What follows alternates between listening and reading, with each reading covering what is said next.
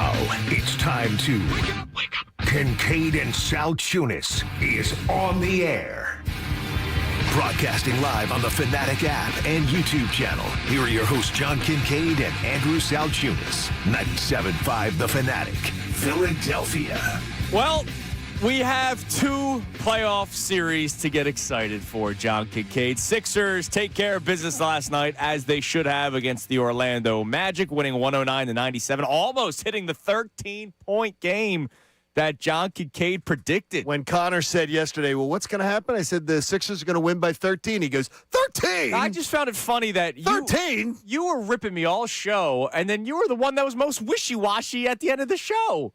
Connor, I mean, come on. Because my argument was never belief in the ceiling of this team or anything like that. It's you're a diehard Sixers guy, and for them to have a play-in game where they can win and set up a matchup with the Boston Celtics, you went no T-shirt. Yeah. You Sixered up today? No, he's Fanatic. I'm wearing a Fanatic Paul. He's Fanatic. You know why? Because you can listen to both the Sixers and Flyers playoff games live right here on 97.5 The Fanatic. I like the way you that's a great answer. I'm team radio broadcast. See, he's saying there's no game tonight, so he's just promoting the overall brand. Yeah, I'm not Connor. supporting the Sixers or Flyers. I'm supporting Tom McGinnis and Tim Saunders. Connor, man. Seriously though, you said yesterday when I said 13 yesterday, you acted like I was making the most outrageous prediction ever. Well, for the first three quarters, it did seem outrageous because the Sixers lead by 4, lead by 4, lead by 5. Yeah, and then they ran away with it. Look, I expected the game to be more lopsided. So let's not be honest. And I didn't have the guts, and I told Connor beforehand. I was saying, well, I got to make it 12. I have to make it 12.5 on my Bet Parks app to show that I'm Billy Big Balls and actually believe what I said. I slid it to 9.5. Yeah, you coward. You only did a 9.5 point spread. So I'm just admitting. When it was 2 going into game time. I'm admitting. Well, no, I still added 7.5 to it. I think that's pretty ballsy. But the thing is, I didn't have the balls to back up my big talk. By the way, I didn't check the line. When did you make the bet? Let me think. Because it was I was at probably 11:45. Maybe? Oh, so early. Because about 2 11:45? minutes into the game, if you saw it, the Amazon broadcast, which was just insane, the Amazon broadcast showed the updated line like 2 minutes into the game, and it was Magic by a half. Yes. Yeah. So I don't know if it swung. I know it right before I know tip-off it or didn't not. help me making the bet when I did. It didn't help me. Yeah. Because the line shifted. More money was going towards Orlando as the game went on, and as the day went on. But I didn't have time to wait. Because people bought into this Magic team all season long. They were supposed to be something that they're not. They're young, and they traded way too much. Even though he had a really good game yesterday, they traded way too much for Desmond Bane. But that's enough Magic talk. Sixers going to the playoffs. They beat the Magic last night. Tyrese Maxey leads the way with 31 points. Great to see VJ Edgecombe play well. How about that? He played well. Because too. if you watched the Hornets game the other day, Con Knippel, he'll hit threes, right? He'll hit a flurry of threes. But he looked like the moment was a little too big for him the other day. Granted, it was against the Heat defense, Heat zone defense, really good. The Heat's not a good team, though. No, they're not, but it's our exposure. He knows how to. I got it. Now, the only way to beat his zone is by hitting threes, and he wasn't hitting his threes. Let's not give Knippel a pass, though. It was a bad game. That's the worst Magic team probably in 10 years. Yeah. And he looked like the moment was swallowing him up, whereas it was not for VJ. He had some bad shots in the second half, but yeah, but you know what? I loved. He's fearless. The fearlessness, and I love that he was getting in the face of people. Like VJ. VJ showed up for a playing. Let's just play off, right? He showed up last night, and it was not. All right, I'm going to make sure I'm not hurting anybody here. I'll let Tyrese do his thing. I'll let Paul George do his thing. No, it was, I'm VJ Edgecombe, damn it. And my team is counting on me. I need to do some things. I was proud of that kid last night. Yeah.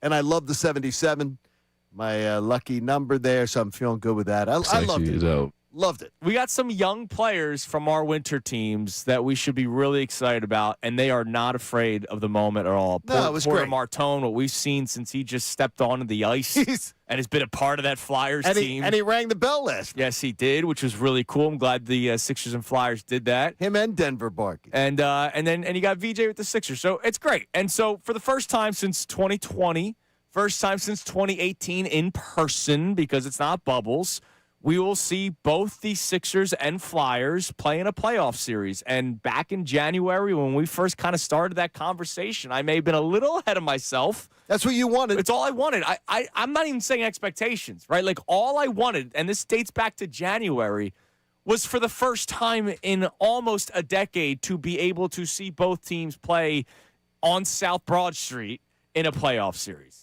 It might not go well for the Sixers. I don't expect them to win many games against the Boston Celtics, but at least I have both. I love it. I think it's fantastic. I think it's a great story. I love the idea of night after night having activity. It makes it's going to be a happy occasion. There's reason for fun, for optimism. It's a great day in Philadelphia. And you can listen to the games on the Fanatic, Right. and then when you turn on the radio, Show that shirt. when you There turn it on the is. radio the next morning, We're here. you got Kincade and Salciunas. We're here. So what are you watching? Except Saturday and Sunday morning. That's true. What are you watching for the Sixers heading into the playoffs? Yesterday we asked you the question, just sort of what your vibe was going into the playoffs, and almost 50% of our voters said not much. But there were a lot of people that said, see what happens, whatever happens, happens, and look for bright spots. So what are you watching for going into these playoffs? Because I don't think there's going to be many Sixers fans that are going to say they're going to go in there and beat the Celtics. I really don't think many people. I'm not saying it. I'm not. You're not saying it, Connor? No. Exactly. That's three people right here, right now. But I don't that imagine. doesn't take away from my, excitement to see them in the playoffs. Right. So what are you going to take away from this? Right? Because there are things to watch for, even though I know it hurt Tasty Cake Dom yesterday. One of our great callers. We love Dom. Thanks, Tom. You and the two of you were having a great conversation. You were telling us this morning that you were 17. I was 17 the last time that the Sixers beat the Celtics in a playoff series. That's quite some time ago. Not to age youthful, you, but let's just say I was young. It's quite some time ago. But I will tell you this: it takes away none of my joy of the Sixers being in a playoff series this year because last spring sucked. So to me, that's where I'm going to find something about it. But you're asking, what am I watching for? What am I looking for? Exactly what you led the show with today. The number one thing that I feel listening to you that you took away from it is exactly what I did last night. I watched VJ Edgecombe. The stage was not too big for him in a pressure situation to just play his game and act like he belonged. And to me, that's what I'm looking for. Yeah. Boston Garden, well, even it's the TD Bank Garden, which, by the way, sucks. If you've ever been, it's a terrible stadium. It's generic. It's boring. It's awful. That is to me, it's still a brutal place to play with those Boston fans. If I watch VJ act like he belongs, and I watch Maxey ball out like he did at Madison Square Garden a few years ago, that's what I'm watching for, Andrew. And I can still, even in a 4-game sweep, I could walk away and say, okay, I see some building blocks for this team moving forward. I'm glad you said that. Because, again, I'm thinking of our man Dami. Yes. Even in a sweep, I could. Tasty Cake Dom was, disgusted when you were saying some of the things you were saying yesterday. I know that. Because he hates the Celtics. He does. Now, I've talked about this a lot, even before you and I started working. Sure. Back when I was working with Ant. Sixers Celtics I don't have the same fervor as you do. Oh, I can't stand the Celtics. Because think about it. I'm 32. 6 years of my 32 years was a tank. Right. Right? They lost on purpose. Then there was the weird years of 8 seeds, which they're right back at it. How about that? There hasn't been much Sixers Celtics back and forth. You have no point of reference. I've had series, right? The bubble series. They got swept in that one. The great series when Simmons and Embiid first got sort of that playoff taste. It was only 5 games, but it was 5 very good games. All 5 of them were really close. But that was more of all right, I'm excited about the future thing, not Sixers-Celtics rivalry for years to come. Well, that also didn't help the whole scenario. Yeah, I've never had it like you. Well, it's the same thing is it's the same conversations, and I would hear you have it with Ant.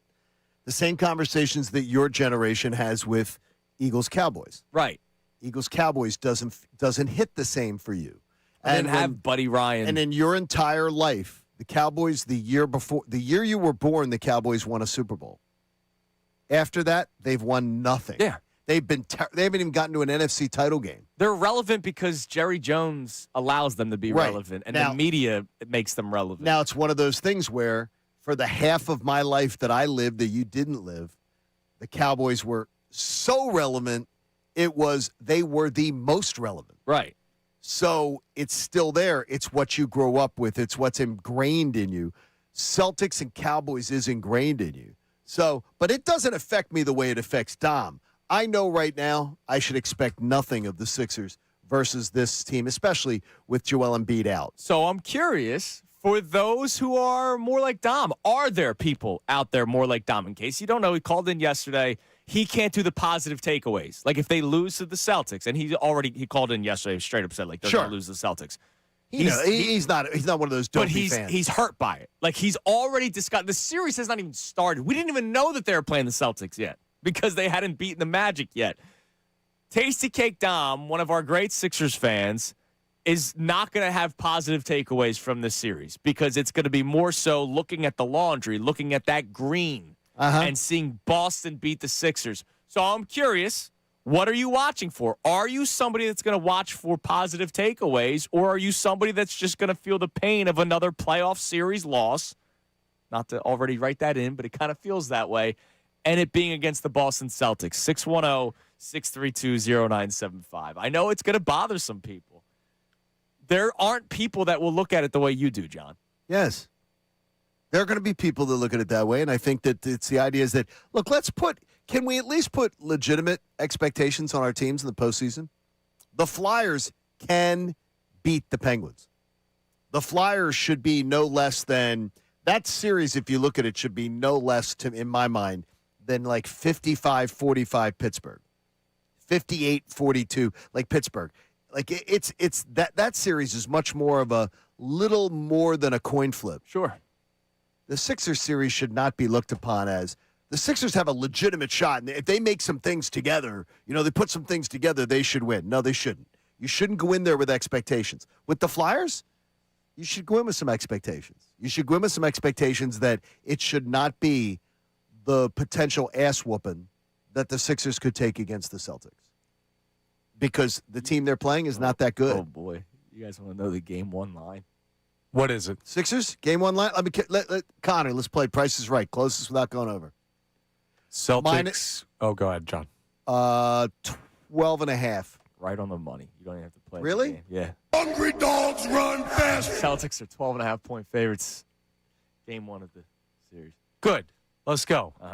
Go ahead. Go get your Wow. Let's go. And now you wonder why. You know why? I guess 12.5 12.5 because I didn't have the balls last night to. There you go. Slide the line over to 12.5. So that's the only reason I picked 12.5. Yeah, there you go. Not some great insight on my part. By the way, quick scan of the YouTube chat. Our man MBD, one of our favorites, chimes in and says, "You know who is most happy about the Sixers and Flyers? Who? The Phillies." Yeah. Wrong, because we're not going to ignore them. Phillies lose to the Cubs yesterday, 11-2. No, you are listening to the live show. They lost 10-4 Tuesday, and we reacted to that yesterday. Last night, they lost 11-2. So this is a different show. The score is slightly different, but they got their asses whooped again by the Chicago Cubs. And it was another horrific outing by Jesus Luzardo, which is alarming. 5 1/3 innings, 12 hits, 8 earned runs. Jesus Luzardo has been a problem to start the season. His ERA is now at 7.94, Johnny. It's 8. And he is a guy that when we talked about this season, like the length of the season, and hey, the lineup is inconsistent. What are they going to do at the trade deadline? Is Adolis Garcia going to be that cleanup hitter that they desperately need, the power from the right side? But it's okay. Until they figure that out, we have the rotation. Wheeler will come back eventually, which will then slide Aaron Nola to that 4th or 5th spot. We got Andrew Painter, and there's a lot of excitement for Andrew Painter, and he's pitched pretty well to start his career. He had 1 clunker so far. Aaron Nola's going to slide down. Zach Wheeler's going to come back. Jesus Luzardo is going to be a big part of this rotation. Well, he's been a big part of them losing to start the season. He's been terrible. I said it during the offseason, took a lot of heat for it. I would not have signed Jesus Luzardo to that contract. Wouldn't have considered it. Think they overpaid. Think they overcommitted. I hadn't seen enough of Jesus Luzardo to say that I would have committed to that contract. Am I saying that I'm right? Am I spiking the football? No, it's too early. And do I believe he's going to make a good bounce back? Yeah, I think he's going to bounce back and be a much better pitcher than what we've seen so far. I still wouldn't have signed that contract, and I still would not have done. And your point being the inconsistency. He's inconsistent. He's never been a consistent pitcher. Hurt. Like here, let me just go through this for you. Who Jesus Luzardo has been in his career. If you want to talk about inconsistencies, I mean it's his back of the baseball card. All right. 1.50 ERA in 6 appearances in 2019 for the A's, just when he came up.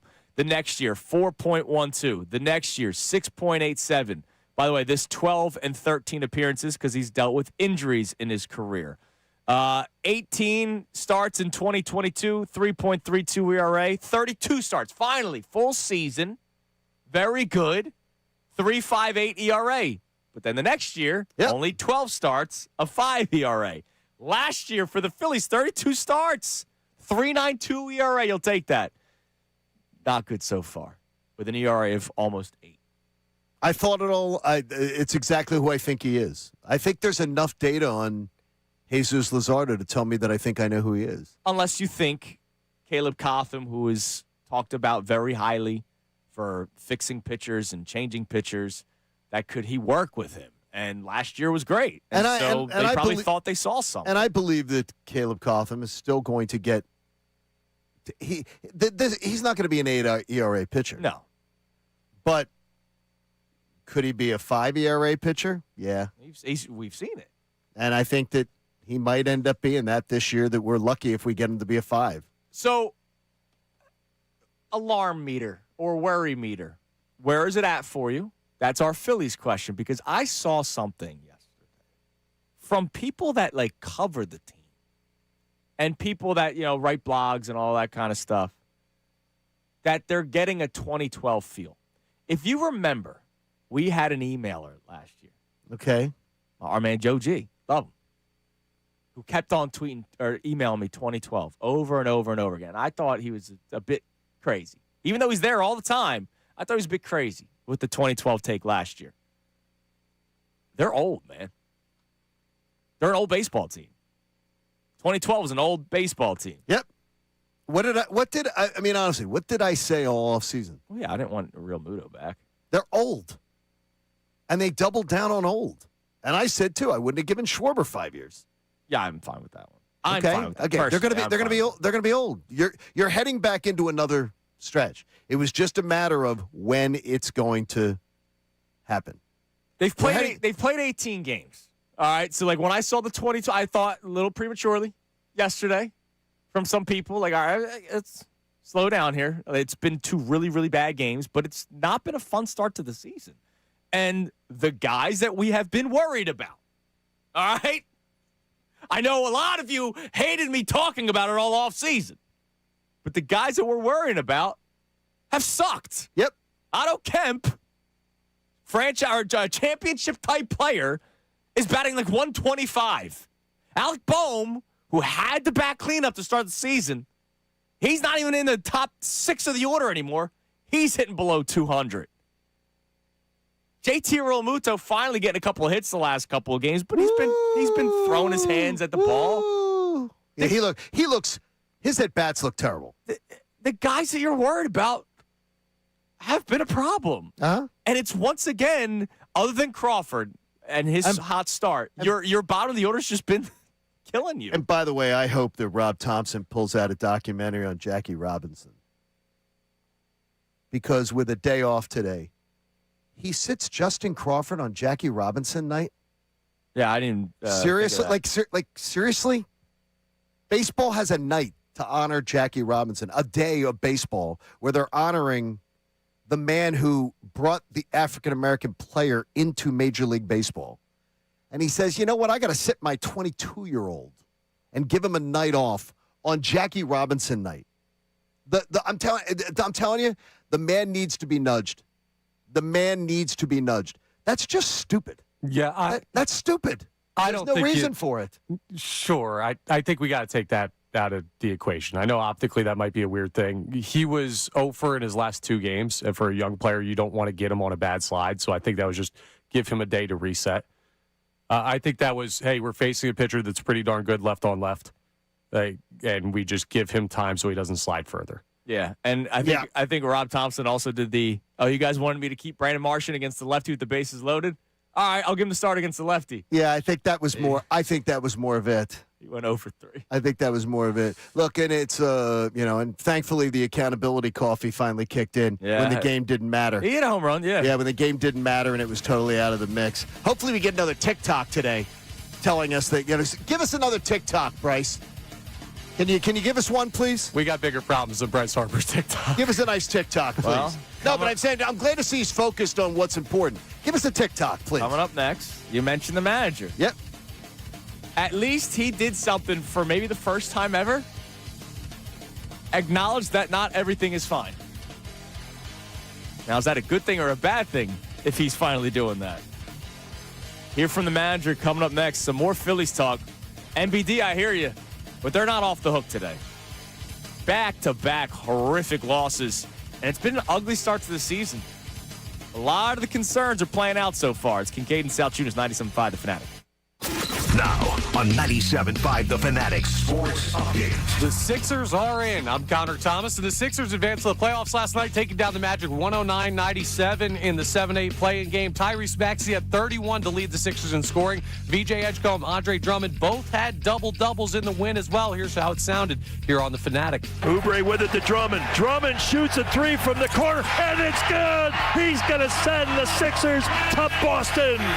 1 if by land, 2 if by sea, and 3 if Drummond hits a 3. A great call by Tom McGinnis, as always. And now it's on to a first-round series with the Boston Celtics. Game 1 is Sunday at 1 p.m. up in TD Garden. The Phillies got crushed by the Cubs 11-2 yesterday. Jesus Luzardo allowed 8 earned runs, bringing his ERA on the season up to 7.94. The Phillies allowed 28 total runs in the series with Chicago. They're off today. A series with the Braves starts tomorrow night. The Flyers are still getting set to take on the Pittsburgh Penguins in round 1 of the Stanley Cup playoffs. We should get their schedule when the NHL regular season concludes tonight. And we got 1 week till the NFL draft as of today. Andrew DeCecco joins us from the 8 o'clock hour till the end of the show to continue to get us geared up for what the Eagles could do. This update is brought to you by Taco Bell. New crispy chicken crunch wrap sliders at Taco Bell with nuggets and your choice of sauce inside. One's a snack, more's a meal. At participating U.S. Taco Bell locations for a limited time and while supplies last. I'm Connor Thomas for the home of the Sixers, Flyers, and Union, 97.5 The Fanatic and the Fanatic app.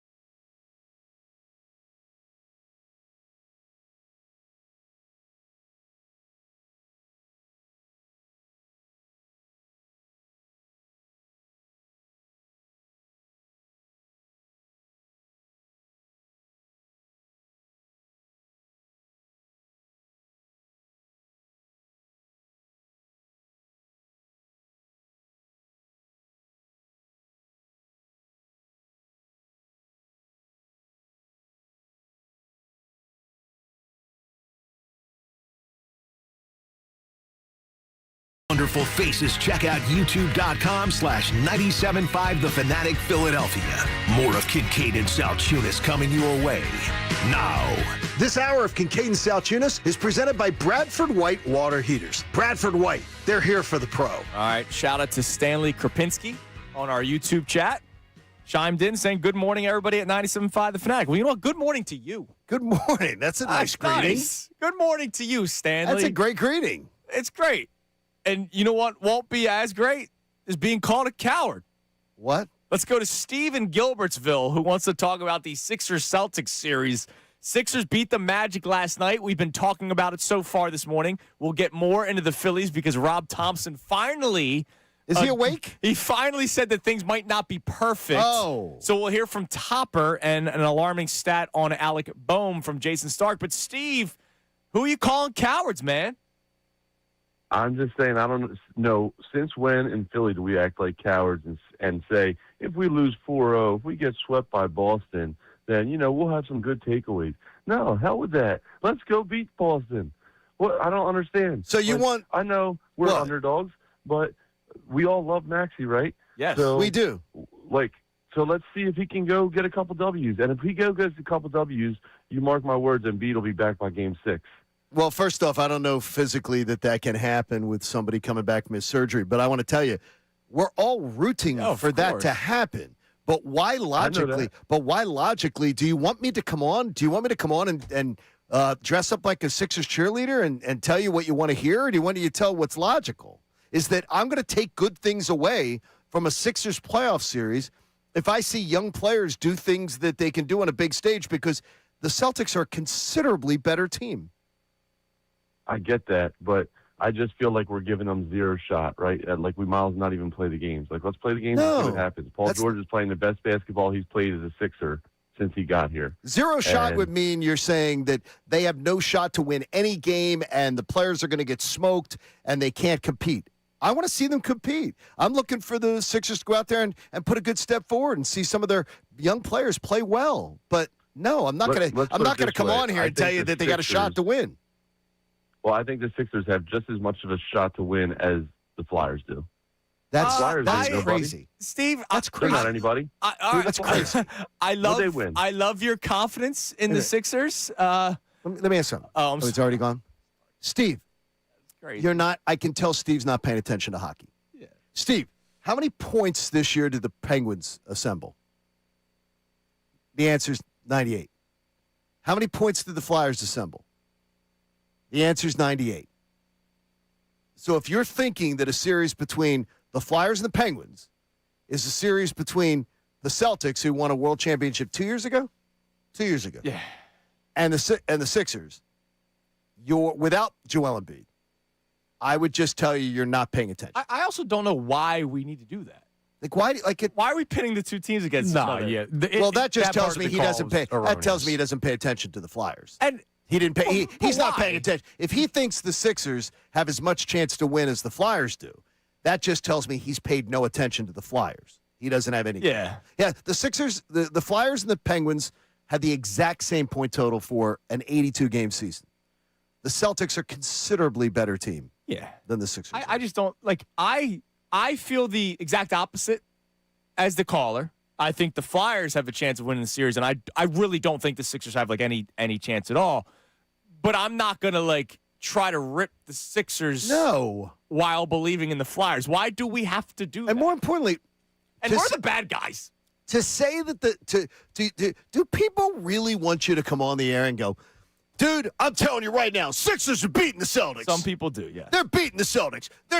Why do you want to be lied to? Like, why do you want to be lied to? Like, what does that give you? Now, if someone could come on and try to convince me that there's a people reason. watch rom-coms. Oh yeah, like I'm where serious. At the time, those things will never play out. Like the Lifetime movie where the CEO decides to quit his job and go run a Christmas tree farm. Yeah. He's making $5 million a year. You know why? Belief. Because he met his high school girlfriend. Let's do this real quick because we had the conversation about the Flyers when they made it in. They are the first team in NHL history to do what they did with the deficit they had points-wise after 60 games. They are on a historic run right now. Yeah, one that you would have asked anybody around hockey would have said, no way. Well, it's never happened. Yeah, it's not going to happen. So I don't care that it's been however long since the Sixers beat Boston. I'm going to go in with belief that it's possible. I'm not going to do the 0%. I'm not going to do they're going to get smoked. Are the Flyers healthy? Yeah, yes, no, everybody's healthy. I'm not. That's a difference. I'm not comparing the two teams. But you have to. You just asked us to. No, I'm saying the Flyers just did something we've never seen anybody in NHL history do. And then you said you're going to go into the Sixers series saying, because of that, you're going to go into the Sixers series saying anything can happen. I think that's beautiful. I love the idea, I think but Connor's drunk. But it's like going. You're like. I don't think they're going to win. They're probably going to lose to Boston. But I'm not going in. You were making faces when he was saying, our past caller, oh, there are people out there that say 0% chance. They have no chance to beat the Celtics. Like, you fully agree with that. Yes. And that's, I think, a really crappy way to go into this series. I'll put it. Now you know why I felt the way that I did yesterday. All right, Connor. I'll put it at 5% chance. Does that make it better? Totally fine. By the way, Celtics are minus 900 to win the series. Yeah, I'm going to put it. I'm going to put it at 5. I'll put it at 5%. It could be 1% chance. But I just can't accept 0. Anybody comparing the Flyers' chance to the Sixers' chances just tells me, like, that's the comeback. That tells me you are not paying attention to the one team. You have no idea. The Sixers being without Joel Embiid. You tell me the Sixers had Joel Embiid. Yeah, it's I a have different totally story. different talking point for the series. But I'm going to be logical, and I'm going to discuss these things logically. By the way, if they had Joel Embiid, they're not playing last night. Correct. They're the 5th or 6th seed. They would have been in, and we would have been talking about a different series. Now, and they would have speaking been the Knicks, maybe, and they might have beaten the Knicks. Speaking of paying attention, Yeah. is Rob Thompson paying attention? Does he? Is this a rhetorical question? So Has after he? the Phillies lost last night, 11-2, second straight embarrassing loss for the Phillies. Dylan Moore already 2 appearances in his young career on the mound. It's great. He's 33 years old. I'm telling you. This was Rob Thompson after the game talking about the status of his club. Yeah, it's, tomorrow's the off day. Hopefully that resets the pen. I'm in here Friday and, get after it. Man, we got to keep grinding. We're going through a tough time right now in all phases of the game. I don't think that's any secret, but we're going to get better. We're a good club. And, it's going to get. We're a good club. But he did admit all facets of the game they're struggling. Now, will he tell Bryce Harper to not try to stretch a single into a double? We'll see. No, he won't. He's got the accountability coffee. No, he's got accountability coffee. He doesn't need Topper. He's got his coffee. But at least he admitted it. Now, I don't know if that's a good thing or a bad thing, because usually Rob Thompson, it takes a lot for him to say anything remotely like, uh-oh, about this baseball team. Now, you want to hear uh-oh. Isn't that – listen to that, though. I'm telling you this. We have a great boss, Paul Blake. If we were all assembled, all the radio stations, we were all assembled in a room, and that was our speaker. Let's go. Please. I'm ready to take the mic. Everybody be scrolling their phones, nodding off. That's what they got. That's what they have. Well, that's him talking to the media. They don't have somebody who commands a room. Yeah, but again, early, I'll say it again. Mm-hmm. The messaging from up top. Forget Rob Thompson. We got a good club. We were one throw away. He repeats the talking points. We're one throw away. Yep. We're one pitch away. They really feel that way. They do. Rob was given a script. He read the script. He's memorized the script, and he's just repeating it, regurgitating it. But that's what Dave Dombrowski thinks. It's what John Middleton, the owner of the baseball team, thinks. And you believe they think it, because I do. I absolutely believe it, and I think that's a problem. It is a problem. It's a joke. Complacency. And you know what it is? They don't care. They don't care. Because they believe they think they're right. They think they know they're right, and so they don't care. They're like, those people, what do they know? What do they know? We're one throw What away. do they know? Yeah. Well, we're heading towards a time, folks. Yep. A place for mom. All right. Yesterday, Alec Boehm, another 0 for 3. He's batting 145 on the season. This is pretty alarming. Look, maybe I'll let one of you guys talk about it, because I've had my opinions of Alec Boehm for a long time. But Jason Stark was on with Unfiltered yesterday. Okay. And we know that Alec Boehm, baseball aside, man to man, I feel bad that everything's going on in his personal life with the parents. Yeah, sure. Right? It's a terrible thing with the parents. Here's the bad thing. Even worse, from a baseball standpoint. We have seen Alec Boehm get in his own head already. Sure. To the point where he had to get benched in a playoff series. No, his teammates actually benched him. His teammates had to put their arm around him. Because they were tired of his crap. Alec Boehm already kind of struggles with pressure and when other things are going on. From a baseball standpoint, this also probably isn't helping everything that's going. He's firing Boris. He's doing all kinds of stuff. It almost looks like he's not fully into the game right now, and he's a guy that already struggles. Little insight on that is the Boris thing too. Is that the belief system being is that Boris and his team should have understood that there was some crooked stuff going on. Yeah, because Alec, I guess, was not paying attention to investments and not paying attention to things, and that his team spread too thin. Boris's team spread too thin, not paying attention to what was going on right under their nose. Yeah, and if you're not totally locked in, it's kind of hard to hit a fastball. Here was Jason Stark talking about Alec Boehm this season. Look, he's gone through a lot. I obviously feel for everything he's going through off the field. I think we all do as humans, but this is a guy who he's paid to hit. He's got a lifelong gift to hit. He's always had the ability to do the bat to ball thing.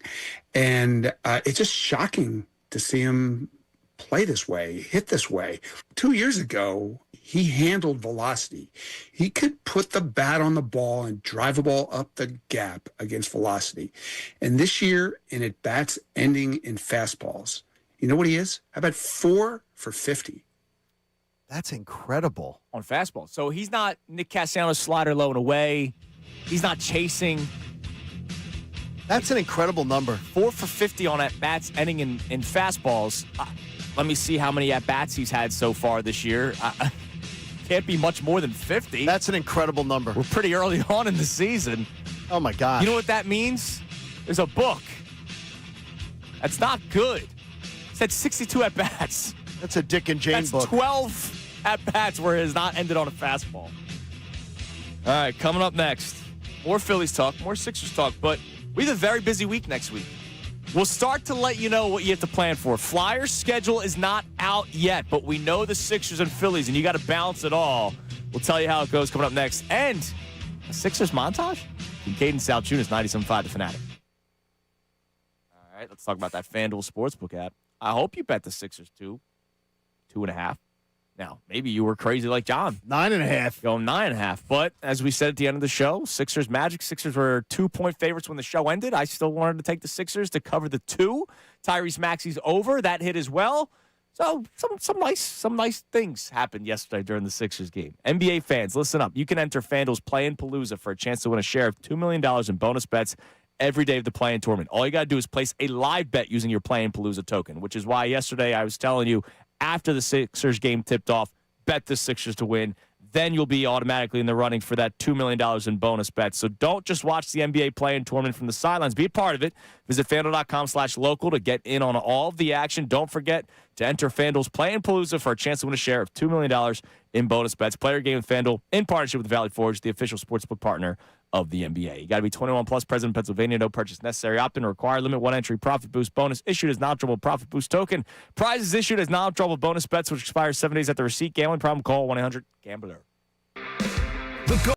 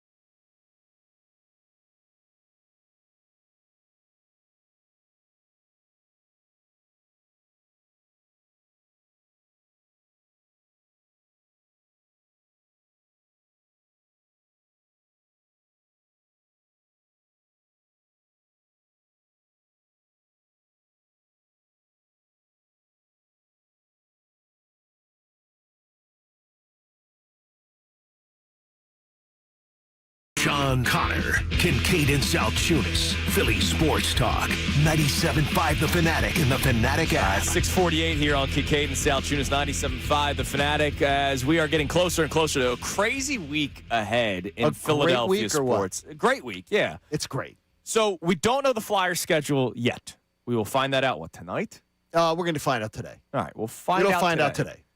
Yeah. And as I was showing you this morning, because there's a lot of misinformation out there. A lot of misinformation out there on social media that is saying that the Flyers had to wait for the Sixers to come up with their schedule for what the playoff was going to be for availability. And so last night I just did some reconnaissance, and I was sharing it with Andrew this morning. That is a completely false story. If anyone is putting that out there, that is a false story. The Flyers do not have to wait for anybody in that building. In fact, because the Flyers are the bosses of that building. Yeah, that's right. In fact, if the Flyers don't want to have a concert happen, which, by the way, could potentially be a conflict, the Flyers have priority over anybody in that building.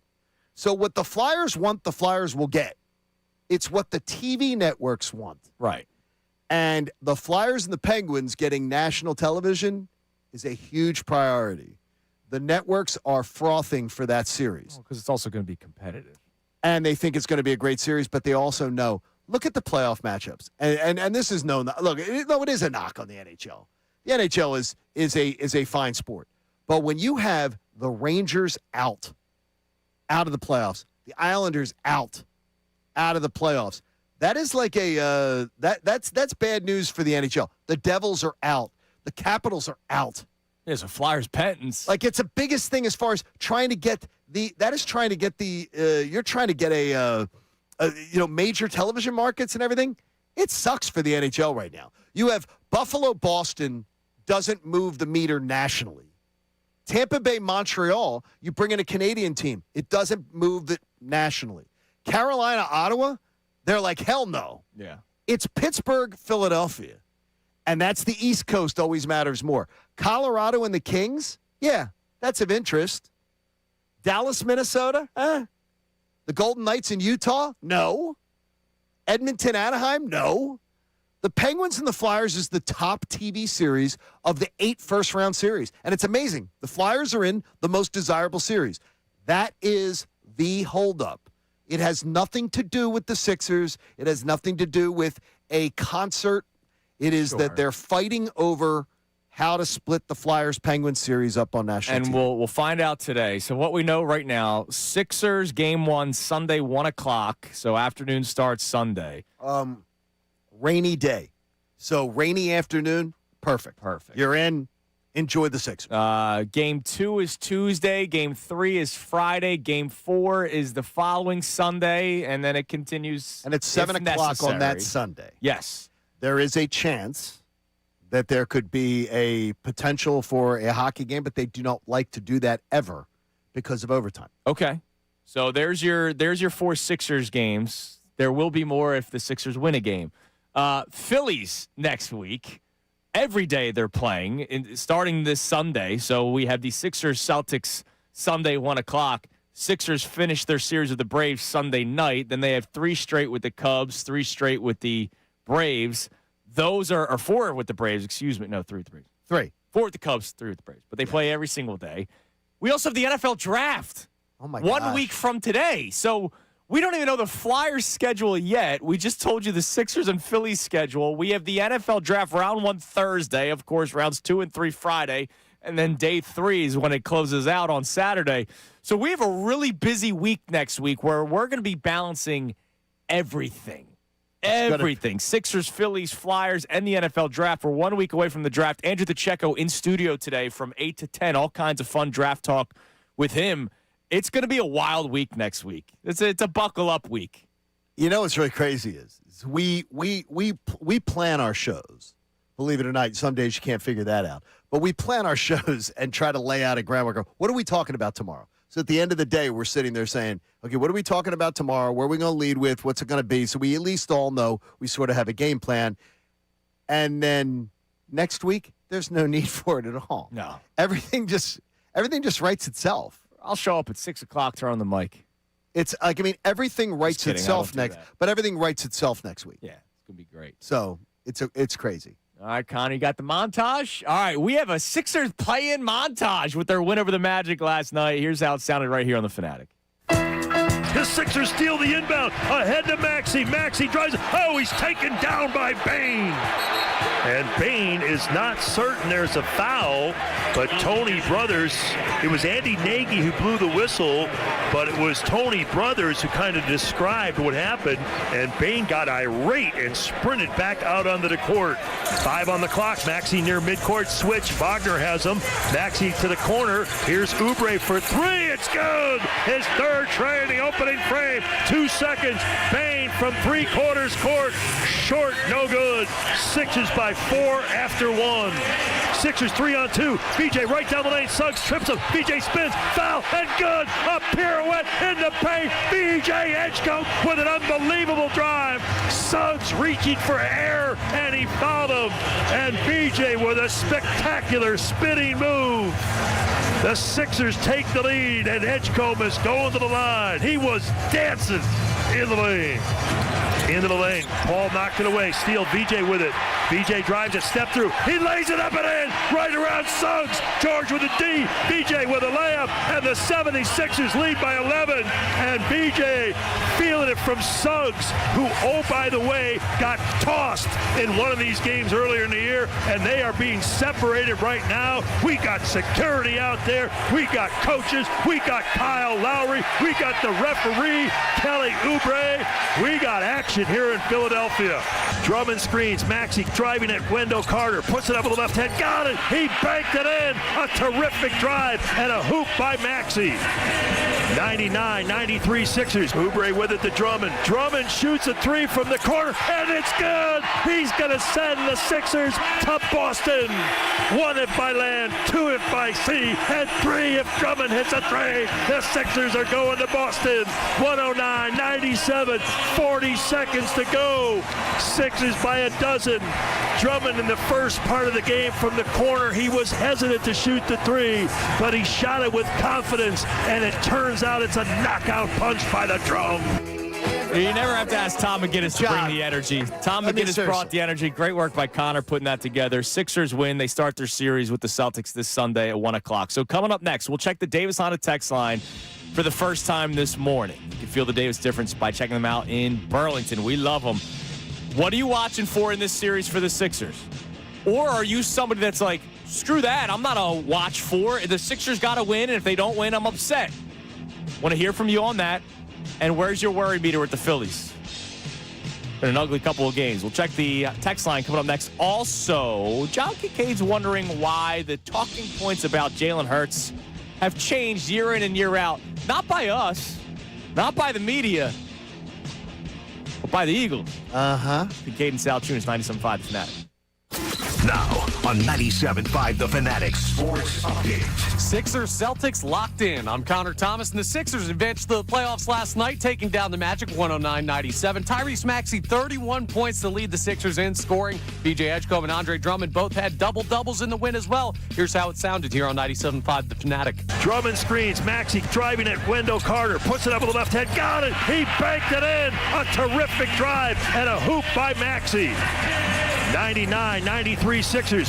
Great leadership game by Tyrese, and now it's on to a first-round series with the Boston Celtics. Game was Sunday at 1 p.m. up at TD Garden. Phils got crushed by the Cubs yesterday. 11-2 the final. Jesus Luzardo allowed 8 earned runs, bringing his ERA on the season up to 7.94.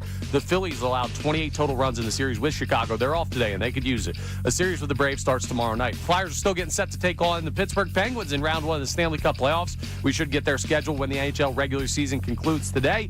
And we've got 1 week officially till the NFL draft as of today. So Andrew DeCecco joining us from the 8 o'clock hour to the end of the show. Break down some Eagles draft preview for all y'all out there. This update is brought to you by Comer & Cross Garage Floors, done in just 1 day. Get 50% off installation right now. Call 1-800-NEW-FLOOR. Visit comercross.com. I'm Connor Thomas for the home of the Sixers, Flyers, and Union. 97.5 The Fanatic and the Fanatic app.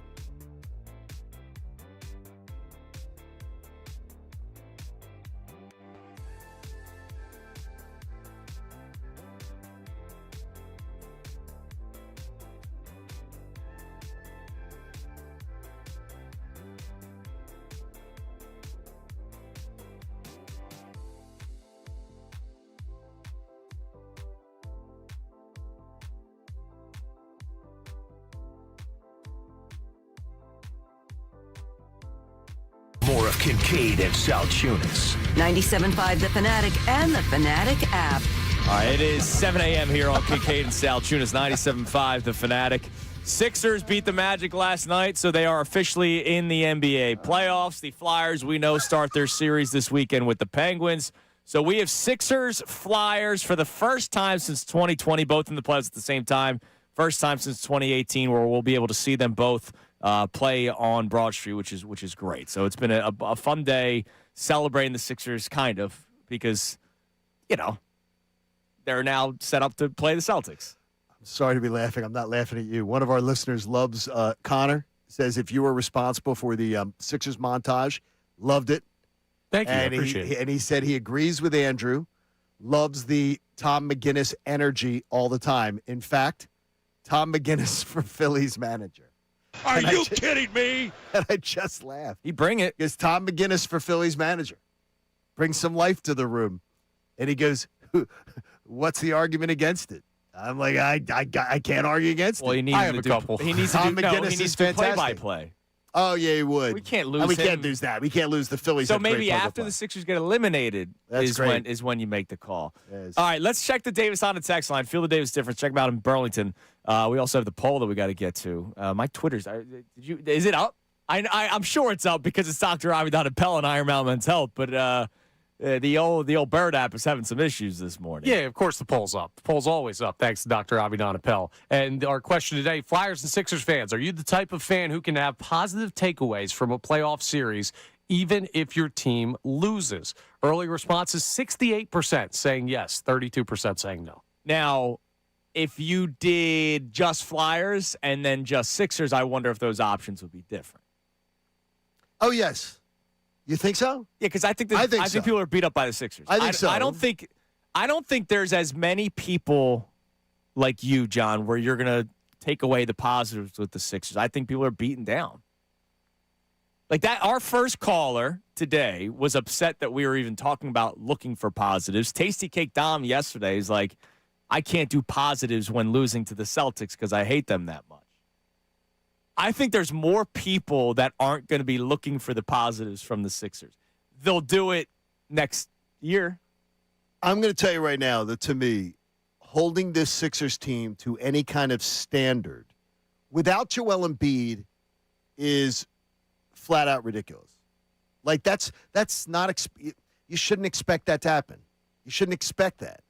And with these young players, I just want to see them compete. Now, if they go out and get smoked by 20 every game, I'm going to be pissed off. Sure. If they compete and show me that they got some brass ones and they go out there and they show that they belong on that court and play tough and hang, and I'm going to be pretty honestly, I'll be happy. I'll be happy to watch it. And as I said yesterday, by the way, I met Neil at the Wawa yesterday in Bryn Mawr. No way. From YouTube? No, Neil, one of our listeners, listens every day. Neil stopped me and said hello. Neil was talking about our opening yesterday afternoon, morning, and he was agreeing with you about the Sixers, but he said, he was like, John, you were so sort of upbeat on the Sixers and everything like that. And I said, Andrew has literally dragged me into that tent, and then I feel like you've abandoned me in the tent, a little bit. I found a way to escape. But you dragged me into the tent where you've made me a bigger Sixers fan. That's good. And I fully admit that because the Sixers are my 4. But you've made me a bigger fan of the Sixers because I feed off your energy. This is like, hey, you should make this bet on this big game. I really like this bet. And then the day comes and that person took their money out and they made that bet. And you go, oh, yeah, but I'm not going to bet it. That's where we're at right now with you with the Sixers. It sort of feels that way. And Neil was like, Andrew was bumming but me. I'm not betting the But Sixers. he said, though, he said, Neil told me right at the Wawa door in Bryn Mawr, right across from the hospital, that Andrew was bumming me out a little bit. And he was with you, though. He feels the way you do, sort of about how it is. But your energy yesterday was bumming him out a little bit because he very much aligns with you on Sixers, tends to align with you on Sixers. Good thing is... Thank you for listening, Neil. It was great meeting you yesterday. Good thing is Game 1 is Sunday, so it's not like we're on the air the day of Game 1 and I'm bringing the mood down. If they win Sunday, they go out there and shock the world. Monday morning's going to be a party. See, I don't think you brought the mood down to me because I think you were being one of the things I like about our show is that you were being genuine. You were being genuine, and that's the point I was making. I said he feels that way. I would rather do a show with a partner and two partners and do things that we do a show that's genuine. We do not do a show where we say, you take okay, that side. yeah, exactly. And it shocked me, though, yesterday. It really did shock me. One of the most shocking days we've ever worked together. The playing game. And that they it won. was the playing game that they should have won, and they did win. I had the slight butterflies going to the playing game last night. I got gassed up a little bit by the time we got to tip-off. Yeah, by the time tip-off game. Dude, I did. Dude. I did. I really did. Do you understand what last year was? You watched last season, it's right? Or last did you year. sleep through it? No, I watched it. See, I think it's last year, Connor. one of the losers that Connor, kept watching. speak to that because I think last year left us all like. To me, I have playoff basketball this year. We didn't have a basketball team last year. We didn't. Half of them were dead. The other half were guys on the street that you signed. We wasted a year, and we didn't have anything to show for it besides maybe getting a pick out of it, and they got lucky the lottery converted. VJ Edgecombe's awesome, but last year was miserable. Yeah. And you now have a postseason series against your biggest rival that you can get geared up for, and you're sitting there like, Get geared up. Yes, I'm geared up for it. All right. Gear me up. Go ahead. Okay. No, I am. Hey, gear me up. I said this to you yesterday. I'll say it to you again. You are getting a free shot. Think about the person you hate the most in life. Connor Thomas. Okay, perfect. And I'm standing right in front Right of now, you. it's you. And I'm saying you get one free swing. Hit me as hard as you Yeah, can. and what was my response? I don't have an arm. Yeah. And I said, wow, one free shot, but I don't have an arm. okay, if you were in that scenario, you know what you would do? You'd kick that person. Yeah. Or you'd hit him with your Yeah, offhand. the MCLs around here don't work either. Okay, just stay with me. I know you're trying to be funny here, but I need you to understand that having this opportunity to at least see what this team has against a team like the Celtics, I'm not going to get hurt by this series because I know the Sixers are heavy dogs. But I'm also not going to go into it just being like, it means nothing, whatever. Fuzzy 007. What's up, Fuzz? Tell him, Connor. He's with you. Fuzzy's with you. There are Sixers fans out there with you. Look, Connor and I don't tend to look at the world the same way a lot of times. I am shoulder to shoulder with my man Connor Thomas, and I feel that because I'm not going in with expectations of winning the series. I'm going in with expectations of saying I'm going to come out with some positives because I know that it's going to pay off next spring. Sure. Next spring when Joel Embiid is totally healthy and ready to go. Oh, wait a minute. What am I saying? I mean, whatever. We'll see what happens. There you go. All right, what do we have on the text line? Then we got to get to this Jalen Hurts discussion. Interesting clip from Lou Riddick yesterday on ESPN. What do we got? This texter from California, I guess they're up early, says, Maxey and VJ stellar in a big-time W to lock up their playoff spot last night. Bring on Boston. I'm pumped for the chance. All right. I'm glad that they're pumped. What else we got? I'm glad that they're pumped. All right. This texter, Joe the Cynic, checks in, says, I believe in the past Boston quieted Maxey. Look for VJ to go off. I keep thinking back to VJ's debut performance in the Garden. Could that happen again in the postseason? That would be nice. Sixers played the Celtics well this year. It was a little bit different teams when they've played each other, but the Sixers played the Celtics well this year. I'm excited that I have two series to watch. A Flyers playoff series and a Sixers And that to me is what we did. We had neither last year. Yeah. We haven't had Flyers since I've been home. Yeah. I mean, it's incredible. This is a blessing, and I'm going to enjoy every minute of it. And I'm certainly hoping for I'm hoping for that 12:30 slot on Saturday. That's what I really That'd like. be nice. I'd like to get off the golf course, Connor, walk right in off the 18th, right down my 84, and go in and watch some Flyer hockey. Now it's not going to be an 84, but we'll see what happens. Probably I can aspire. Probably won't be. I'll take the over. I can aspire. See, right. Connor, I was shoulder to shoulder with you till that comment. All right. Here's Lou Riddick. Yesterday, he was on Get Up, and they got into the Jalen Hurts discussion again because Howie Roseman spoke the other day, and Howie spoke about the report on Jalen, called it unfair, and that this is what sells, and we don't have a problem with talking to our players. So he basically stood up for himself and Sirianni and Jeffrey Lurie, but that doesn't mean that other people aren't saying things because he only mentioned him, Nick, and Lurie. He didn't mention anybody else. Didn't mention him either. This was Lou Riddick, his reaction to it yesterday on ESPN. That's not us making that stuff up. That's people kind of spilling this kind of stuff and talking about it. Now, let me just move forward and say this. Do I think they need to draft his successor? No. I don't. But this is a football team, and GMs are charged with trying to see problems down the road that don't necessarily exist in the present. Look, they drafted him when they had a franchise quarterback in the fold already. So could they still be looking at drafting someone and saying, hey, look, we're going to draft a young developmental player. We may not need him right now, but let's just see. The expectation is not for him to come in here and replace Jalen Hurts, but we need to have a succession plan or have a quality backup, a quality quarterback room. Those are the kind of things that could happen here. But I don't think the media made this up about what's going on with him. This is something that's happened in their own locker room. We're just talking about it. Of course, the media didn't make it up, but I understand people sometimes feel that way because it's not what they want to hear. Has anyone in the Eagles locker room stepped up to say what like make an accusation and say, none of this is true? No, the only guy that has said anything like remotely positively about Jalen recently was Jahan Dotson. Who's, when he went to Atlanta. Yeah, no longer here.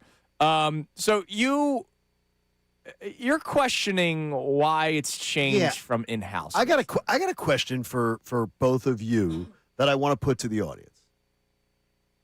Why does it seem, now this just is my perception. You guys tell me if you think you feel a different perception. Why does it seem to me that the organization seemed to have more faith in Jalen going into the 2022 season? So not his first full season as a starter. So the season that they went to Tampa Bay and lost to Tom Brady. Going into that next season. Yeah, the Super Bowl year. Yeah. But before that happened, where he'd been very erratic, and they, by the way, had looked at maybe going and getting Russell Wilson, going and getting other people. But why does it seem to me that the organization was more vocal and seemed to have more faith in Jalen going into that season than they have now? Because you're making it easy. You're literally making it easy for him. Because I'm going to tell you right now, I see a guy that has a Super Bowl MVP. Yep. I see a guy who's been to 2 NFC title games. I see a guy with a resume of winning success that they didn't have at that time. And I believe, look, I'm a big Howie Roseman fan. I think he does a great job. I thought Howie, at that press conference, his performance stunk. That press conference warranted some statement, 2 or 3 sentences, to say, yeah, I've read those articles, and I think they're stupid. Or I've read those articles, and that doesn't resemble the Jalen Hurts that I know. Yeah, he did and it doesn't resemble. He did not in any way throw his starting quarterback a lifeline that says, look, no, it was more of a problem with the media itself than and to the story. me, I went back and looked, because I'm a dork, at what they were saying about Jalen going into the 2022 season based off of that. Remember the Todd Bowles playoff game where Todd Bowles was caught on the open mic saying he can't throw, he can't roll to his left, force him to his left because he can't throw the ball when you force him to his left. And the organization was coming out vocally and speaking on his behalf and defending him. This is easy. Yeah, it's simple. Okay. You want it? Oh, yeah, I do want it. I want it from both of you. So going into 2022, Don't cut that, please. Going into 2022, it was whatever happens, happens. They literally had plans to, as you mentioned, they tried getting Russell Wilson. They tried getting Aaron Rodgers. They at least kicked that the was talked tires, about. yes. Right. They wanted to trade up for Zach Wilson. What did they do in the draft when they didn't get those things done? They moved a pick to the 2022 NFL draft so that or 23 NFL draft, so that if it did not work out with Jalen Hurts, if they realize, all right, this guy's not going to be the quarterback that we need, we have 2 first-round picks in our back pocket that we can trade up and get one of the guys that are available. They basically played with house money. You never want to say that about a football season because you never want to punt a year. Okay. They went into that year like, all right, whatever happens with Jalen, we'll get another guy if need be. Then they go to the Super Bowl. And so you have to lock him up, right? Like you can't not give the guy that gets you to the Super Bowl an extension. And he, by the way, his play deserved it. He was till he got injured in that Bears game. He was leading. Absolutely. He was the leading guy for MVP. Now, here's why it's different this time. I'm just going to say this. I know it's going to drive some people nuts. I'm not trying to take away anything from what Jalen Hurts has accomplished. But one of the storylines that continues to sort of fade as the years will continue to go on is that Jalen Hurts was not really that good the year they won the Super Bowl. He was great in the title game and the Super Bowl. Great time to be great. Saquon Barkley ran them to the playoffs. He was amazing. There's the notion that Jalen Hurts was a part of the winning and not the reason why they were winning. Can anyone actually deny that? No, they also had a great defensive performance in some big games, including the Super Bowl. And so I think people go over the top trying to take away what Jalen Hurts has been able to accomplish. Like, I think people go way over the top. Oh, he's a merchant. He's just there, tush-push merchant. But let's not act like Jalen Hurts has been like the reason why they've been winning in recent years. And last year when they asked more upon him, it didn't necessarily go all that well. They have to potentially set up a succession plan. And that's why I think the talking point has changed. What do you think, Connor? Yeah, absolutely. The other thing I'll add on to that is the monetary aspect of it. They're paying him more. Yeah.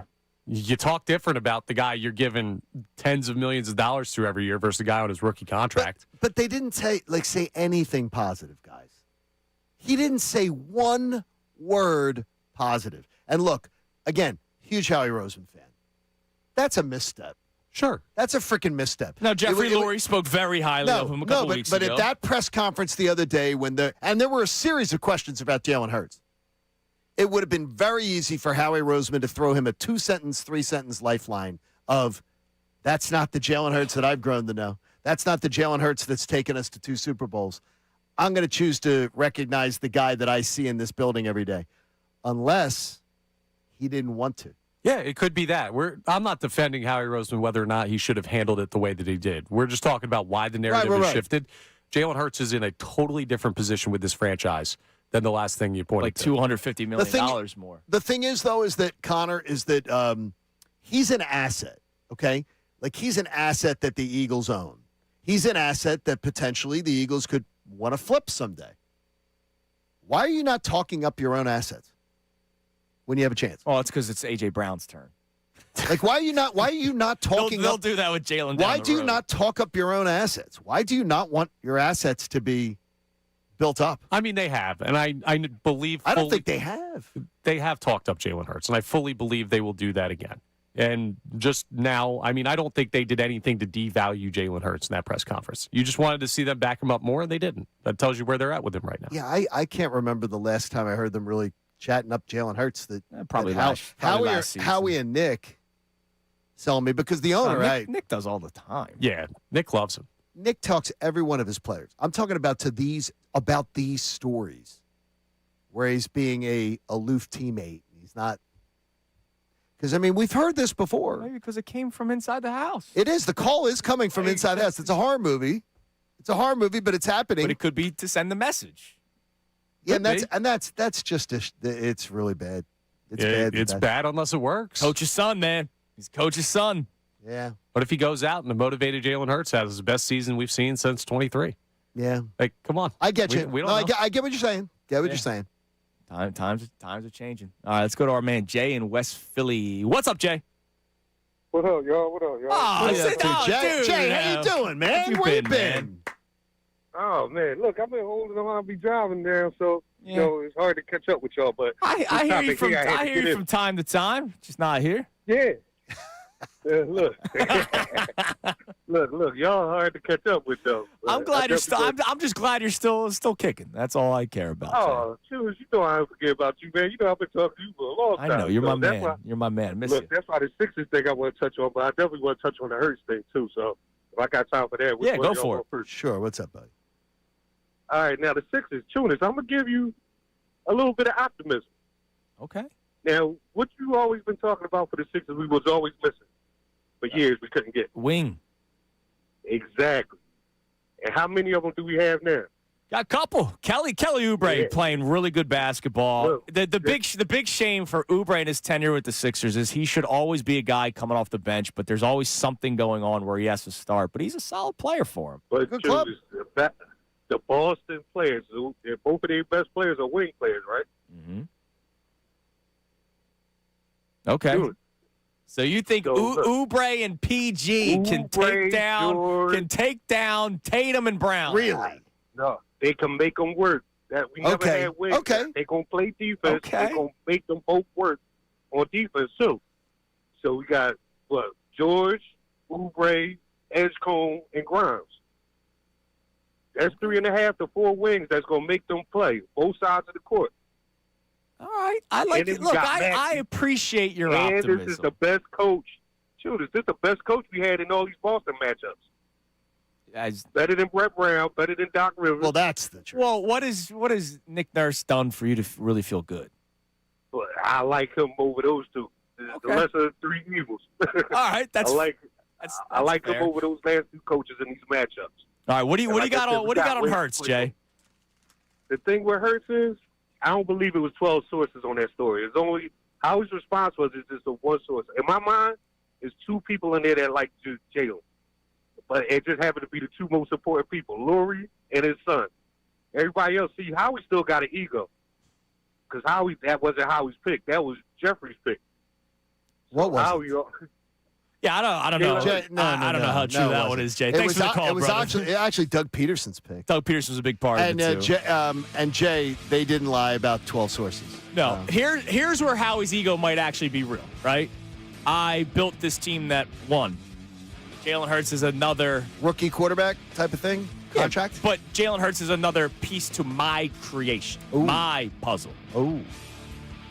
And is he wrong? He's not wrong. He's not wrong. He's not wrong. He's great at it. He's not wrong. All right, coming up next. It's great hearing from Jay. What's up, Jay? All right, coming up next. We just played you that clip from Lou Riddick not long ago, talking about how it's coming from inside the house and all that kind of stuff. He talked about the Hurts draft because you were looking down the road at Wentz. Question: do the Eagles need to select a quarterback in the first 2 days of this draft? Need is the question. Kincade Salciunas 97.5 The Fanatic. What you do need is to check out that FanDuel Sportsbook app because they got the play in Palooza. It's your chance to win a share of $2 million in bonus bets every day during the play-in tournament. So it continues. Even though the Sixers won their game last night against the Magic, there are other games that are still going on, right? Now you got the Magic. They're going to be taking on the Hornets. Thank God the Sixers didn't have to do that Friday. All you got to do is place a live bet using your Play in Palooza token. Then you'll automatically be entered for a chance to win a share of $2 million in bonus bets. So don't just watch the NBA play-in tournament from the sidelines. Be a part of it by visiting FanDuel.com/local to get in on the action. Don't forget to enter FanDuel's Play in Palooza for a chance to win a share of $2 million in bonus bets. Play your game with FanDuel in partnership with Valley Forge, the official sportsbook partner of the NBA. You got to be 21 plus and present in Pennsylvania. No purchase necessary. Opt-in required. Limit one entry. Profit boost bonus issued as non-withdrawable profit boost token.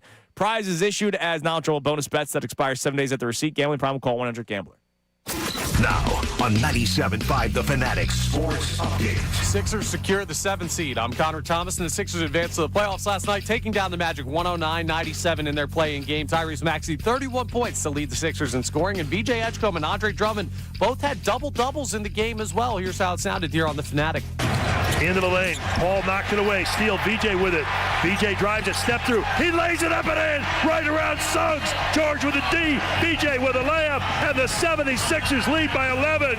It was a great performance by VJ, Maxey, and Drummond, and some others as well. And now it's on to a first-round series with the Boston Celtics. Game 1 is Sunday at 1 p.m. up in Boston. Phils got crushed by the Cubs 11-2 yesterday. Jesus Luzardo allowed 8 earned runs in his start. His ERA is now up to 7.94. The Phillies allowed 28 total runs in the series with Chicago. They're off today.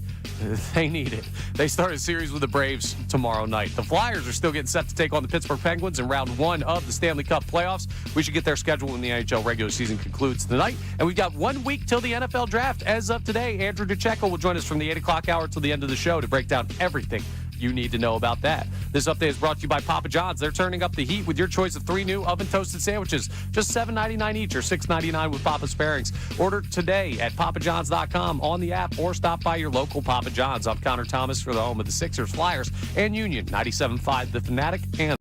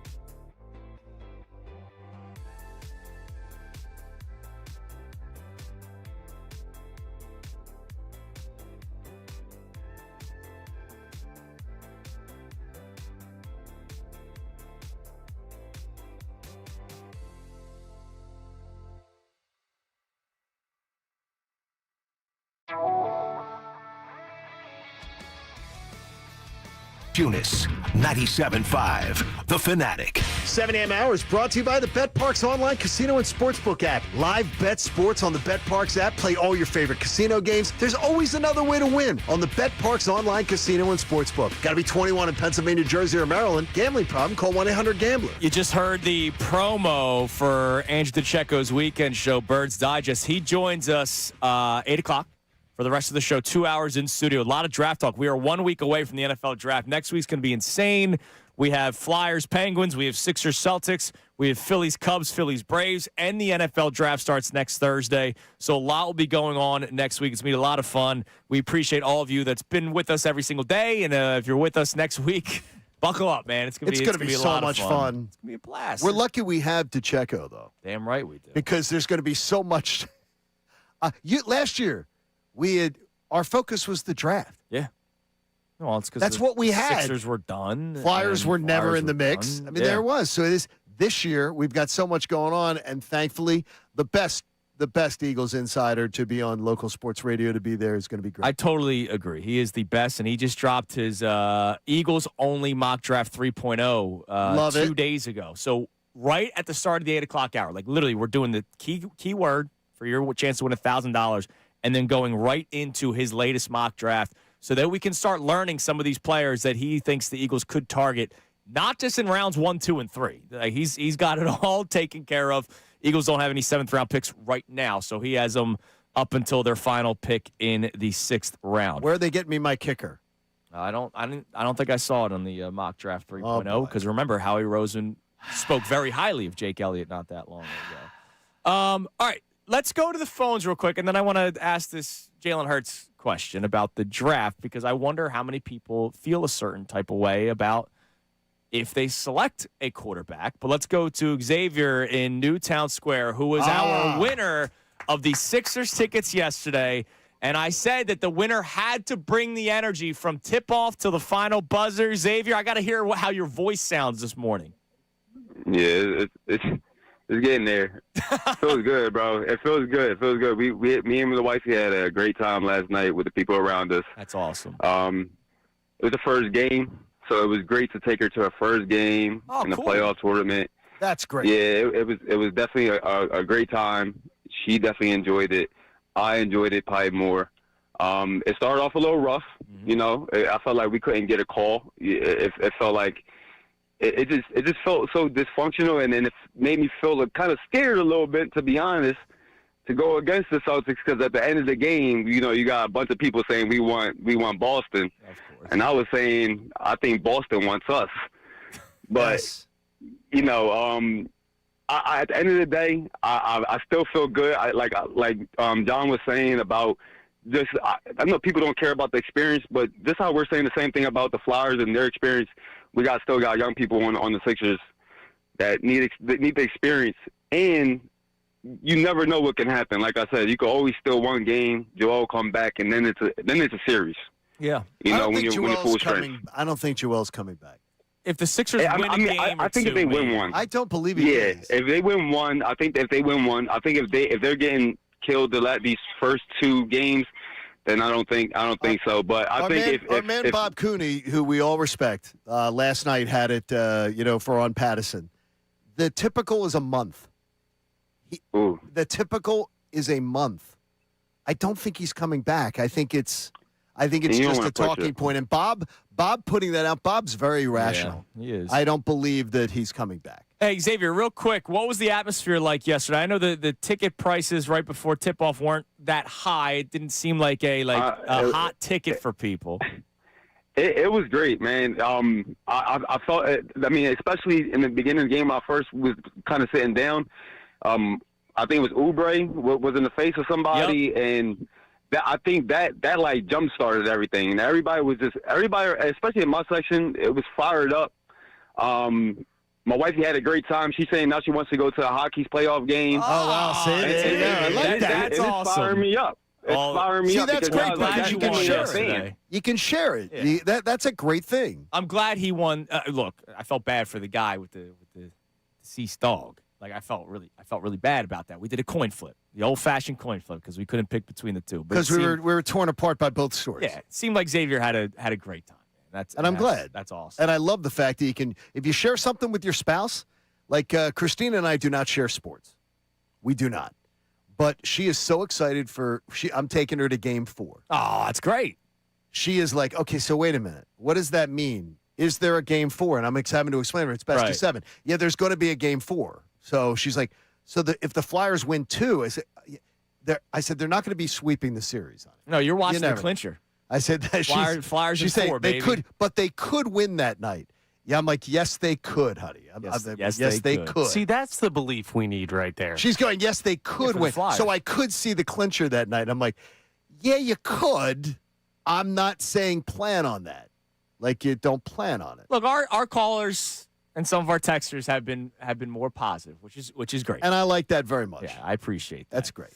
All right, do the Eagles need to draft a quarterback? And I mean need. Like, not would you want them to? You say yes. Yes, no question. In the first 2 days? Maybe. Depends. You're going to lose a quarterback this offseason. I think you're going to lose a quarterback draft day. Because I think Tanner McKee's going to get traded because you should trade Tanner McKee. And then you should, whatever you get back for Tanner McKee, you should then draft a quarterback with. Now, the reason why I asked this question, because this is not to move on from Jalen Hurts thing. And because I know that's how a lot of people are going to take it, and they're going to get upset and say, why are you trying to trade Jalen Hurts? I'm not trying to do that. Blah, blah, blah, yes. You want to, with all due respect to local Kyle McCord, if you're talking about drafting a guy that you're going to try to develop and you want to maybe get something out of it, a lot of these 6th and 7th round quarterbacks stink. Yes. All right. There's a reason you're a 6th and 7th round quarterback. Exactly. And so, like, I get it. And don't tell me Tom Brady. Yeah, no. Because Tom Brady only hit the field by accident. Yeah. He hit the field because of the fact that Drew Bledsoe got injured. Exactly. He was not pushing to play. No, and then we know what happened. Carson Strong a couple of years ago. These guys they're not good, right? Like, there's a reason why they're probably never going to really play in the NFL. So, if you think that the Eagles need a good backup, I'm not saying to you, John, or you, Connor, I'm asking the audience today, 610-632-0975, because I know how we are about the backup quarterback in this town. Yeah, we love the backup quarterback. We benefited it the most. Yeah. With Nick Foles winning the Super Bowl. And I know a lot of people fell in love with Tanner McKee when he was playing a bunch of backups. And then you've seen him in more. Yeah. When the league gets more tape on Tanner McKee, he's looked like what people thought he was. If they trade him, your backup's Andy Dalton, which is a great. I'm okay with it. Yeah, it's fine. But for a year, right? Do you think the Eagles need to draft a quarterback in one of the first 2 days? Again, not a 6th-round quarterback that you're like, oh, let's see, quarterback factory. Let's try something. And I could get a 4th-round quarterback. I could, depending on what we'll ask. That's one of the questions we'll ask Andrew Tcheco today. I have it on my list of questions. I didn't have that specific one, but we'll ask Andrew Tcheco that because, The All right, how about we do this? We'll make it even more specific. Do you think the Eagles need to draft a quarterback in the 3rd or 4th round? Forget rounds 5 through 7 because those usually don't work out. They're not drafting a quarterback in round 1, and I highly doubt they draft a quarterback in round 2. Is that fair? Well, when you throw 3rd into it, that complicates things because I don't know if 3rd. Jalen Hurts is a 2nd-round pick. Yeah, I understand. The 3rd is what complicates it for me. As far as do I think they need to do a 3rd, I'm not sure. Well, that's why I said first 2 days. And then you went with 4th round. So that's day 3. 4th round's day 3. Yeah, I could see if you told me first 4 rounds, yeah. Like 4th round, yeah. Absolutely. But we'll see. But people might think differently. They might. They might say there's no need. Oh, no, we're going to have some of that. I don't think they need to yet. Wow. I don't think they need to yet. Are they keeping Tanner McKee then? Even if they don't. I don't think they need to yet. Really? Yeah, I don't That's need, an I don't interesting need point 3 of view. quarterbacks on the roster. Just have 3 quarterbacks. That's an interesting point of view. All right, coming up next. Today's headlines with Connor Thomas. We'll check the Davis Honda text line. We'll check the poll of the day, Iron Mountain Men's Health. We also have Andrew Tcheco, 8 o'clock hour, all show, rest of the show. But 8 o'clock, we dive right into his latest mock draft. Can't wait. It's Kincade Salciunas, 97.5, The Fanatic. The Saves. Jaime.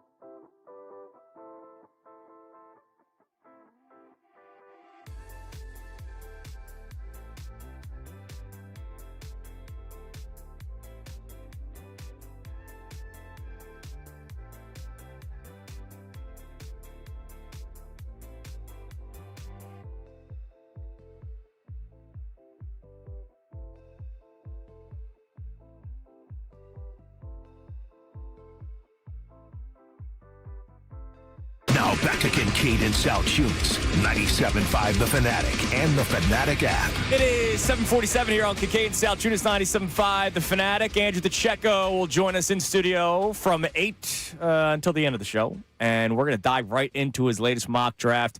Eagles only mock draft 3.0. Oh. Can't wait for that. Brendan Gunn? Sure. Your next chance to win $1,000 will be also at the start of the 8 o'clock hour as we're getting ready for a big week ahead next week. Phillies, Sixers, Flyers, draft. I don't know how we're going to do it all. So much to get to next week. Can't wait. Today, of course, we've been celebrating the Sixers beating the Magic last night, getting into the NBA playoffs after winning their play-in matchup, and they will be taking on the Celtics. There are a lot of people that are feeling good going into this series. We had a caller that just dropped off that said feeling bullish about the Sixers' chances. All right. Okay. I'm not there, but feeling excited for the Sixers and excited to watch Sixers playoff basketball. Hell yeah. Damn right. That's great. I mean, come on. I get 4 more Sixers games. Damn right. Yeah, we get a week. We get a week of Sixers Flyers, which is great. What do we have on the Davis Honda text line, Connor? You can feel the Davis difference by checking them out in Burlington. We love them. Yeah, so not everyone's all the way in on the Philadelphia 76ers right now. Chris from East Brunswick checks out and says, I do agree that the Sixers have little chance to beat Boston. However, what I'm looking for in this series is how good Maxey and Edgecombe do together in a 7-game high-pressure situation. In other words, I don't want both of them to be James Harden 2.0. Sure. And Maxey's already shown that he's not. And you're starting to build toward the future of the Maxey Edgecombe. So we'll see. And Edgecombe showed last night that he was not afraid of the moment. Oh, no, he was not. He played well, and he was not afraid of the moment. Yes, he was not. He was. I thought he was almost last night a little. He could have used some fear at some times. Yeah, he's probably shot out of a cannon. There was a couple times where he went down. Like they're the one break. It was like they lead the break. He puts up a shot from beyond the 3-point arc that he had there was nobody between him and the basket. He had no reason to put up a shot from 3 steps beyond the 3-point arc. Welcome to the modern NBA. Yeah, but all he has to do is just take it to the rack. And he and Maxey. And the Sixers were up by I think the Sixers were up by 9. There is nobody between Edgecombe and the basket. Maxey gets the ball, throws it to him. There's nobody between him and the hoop. Transition and he three, decides to try to take a low percentage 3 instead of just driving to the hoop, laying it in, and getting the points. It's only low percentage if you miss, Johnny. Well, it was terrible. It was a terrible decision. You're up in the game, get the points. All right, and what do we got on the poll today? Dr. Avidan Appel, Iron Melman's help. They bring us the $1,000 keyword at 8 o'clock. It's stood up by them, but our poll is always strong thanks to Dr. Avidan Appel and Iron Mountain Men's Health. What do we got? Flyers and Sixers fans, are you the type of fan who can have positive takeaways from a playoff series even if your team loses? And 69% of responders are saying yes. Okay, good. 69%. Yes, exactly. Greg on in response to the poll, Flyers, you definitely can. This is the beginning of the end of the rebuild. Sixers, LOL, no way. 10 years of absolute disappointment and dreck where the Embiid era has to end. Hopefully it's the last year and the Sixers can move on properly and build like the Flyers. I think that I do believe that's what we're going to be talking about this summer. Yeah, it might be. Is that people are, come on. It might be at that time. Yeah, I think it's that time. I think for a lot of people. You know what else it's time for? Today's headlines with Connor Thomas. Today's headlines with the Connor Thomas. I've done this before. Oh, yeah. And it's brought to us by Lundy Law. For over 70 years, Lundy Law has been fighting for injured people. If you need them, remember the name Lundy Law, your injury lawyers. Visit LundyLaw.com. That's LundyLaw.com. And you guys have been screwing up today. Really? You really have. You're letting the Sixers off the hook. Because Skip Bayless, noted NBA insider, has some great information on Joel Embiid, saying that he could have played in last night's game. This via Gil's Arena show, Gilbert Arenas' podcast. I have a pretty good source in Philadelphia. Told me that Embiid is actually cleared to play, but has chosen not to play. That it's an appendicitis, but it's fine. Went well. These days, they can just go in quickly and pretty simply, and he could play if he chose to. Yeah, he's so full of crap. First of all, it's not appendicitis. He had an appendectomy. And here's the he had problem. Appendicitis, then he had an appendectomy. Could you sue over that? You idiot. If you're Joel Embiid, could you sue over that? No, I don't think so. Because here's the problem. No, Then because he's saying you have Gilbert Arenas, who we all know is couldn't spell cat if you spotted him the C and the A. So Gilbert's listening to this. I heard this yesterday. And nodding his head. He's going, damn, really? Yeah, he nodded his head at a guy who just had his appendix taken out not even a week ago. And so they're going to continue to try to spread this because they're getting because he's going to get his clicks. That's the thing. When people go, oh, you guys are only talking about to get clicks. This show doesn't do that kind of stuff. That kind of stuff does. Like Gilbert Arenas wants clicks. And like and maybe Gilbert Arenas doesn't know better. He might not. I said to you, I don't believe Gilbert Arenas knows better. So he might be like, wow, really? Why? I think he's that dumb. Joel Embiid, I've always heard that he's hurt and he did this and that. I think he's that really? dumb. Yeah. Did you watch him nod his head? It's a hilarious clip from Skip Bayless, who has no information on this whatsoever. What a jerk. Yeah, but that's Bayless, man. He's such a jerk. That's what he does. He needs honestly, and I told you the story before, and if a lot of you guys are too young to know it because it happened before you were born. He wrote a book on the Cowboys of the mid-'90s because he was the Cowboys beat writer. Mm-hmm. And he wrote a book, and he wrote a book saying about where he literally was accusing Troy Aikman of being homosexual and a whole chapter on it. And Troy Aikman should have beaten the crap out of him. Yeah. Like, should have just taken him and just beaten the crap out of him. And he's not a good person. And when Skip was brought to Fox, Troy went on to social media and put a post up and was like, I don't like this guy being a part of my team. He's not a good person. No, not at all. What else? Not a good People man. wonder why you don't believe everything you read or you hear. Also, World Cup's coming up in Philadelphia. It's been a huge part of the talking point leading up to this summer. There's been a back and forth about tailgating, though, and specifically here in Philadelphia. There was a report that tailgating was not going to be allowed in World Cup games. Now FIFA's put out a statement that's kind of like a non-committal. We want to keep the experience as similar as we can to what normal Philadelphia sports are. How much do you guys care whether or not you'd be able to tailgate at World Cup games? I think it's cool for the World Cup because you get to literally talk to people from different cultures. Like, you're not going to do much talking during the game. No, because it's constant action. So imagine having a beer with somebody from Brazil or we got France, right? France is one of the teams that's here. Iraq. Is Iraq in Iraq, Philly? Iraq, I believe. Is it Iran or Iraq? Regardless, like whatever it is, I think it's there. I like talking to people of different cultures. Like I like getting to know people, and so I think that is a good thing to have. I think. And it's by the wonderful. way, if you said no tailgating, they're drinking at Chickies and Pete's. They're drinking at Palladium. They're drinking at any bar they can find. If you're staying in Center City, you're probably drinking in your hotel room, or you're drinking at the lobby bar or any of the bars up and down Broad Street. You're still probably drinking before the games anyway. Yeah, I think it's an awesome experience, and I hope that everybody gets to enjoy it all. And the new Stateside Live, by the way, will be open up by then. Yeah, that'll be great. But dear FIFA, try and stop me. Come and take it. That's what I say. No, it's not going to be them. It's going to be the Philadelphia Police if they put it in. Well, I have no beef with them. Please do not arrest me. Yeah, please. We will move on to big boy. Our final story because the Sixers were not the only play-in game last night. You had the 10-9 game out west. Steph Curry still got it. Bumped Curry, three, good!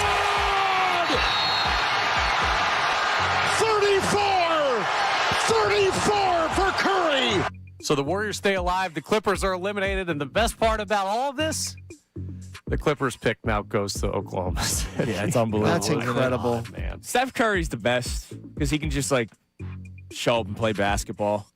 You know, he's been dealing with a lot of injuries this year, and he's 38 years old. What a great ambassador for the sport, too. He just shows up, 35 points, 7 of 12 from 3. Fresh legs at 38 years old. Well, fresh when he's playing, but fresh legs. It's unbelievable. He's such a great ambassador. Best shooter in the history of the NBA, man. Shaq put him ahead of hit, like on his head, like when they did the top 5 on the top players of all time. He put him ahead of him. He said Curry's a better player than I am. He should all be time. in start like the all-time starting fives. He said he's he the, should he's be the in best there. player. The way he shoots, He's unbelievable, and he's such a great, just brand ambassador. Okay. He's awesome.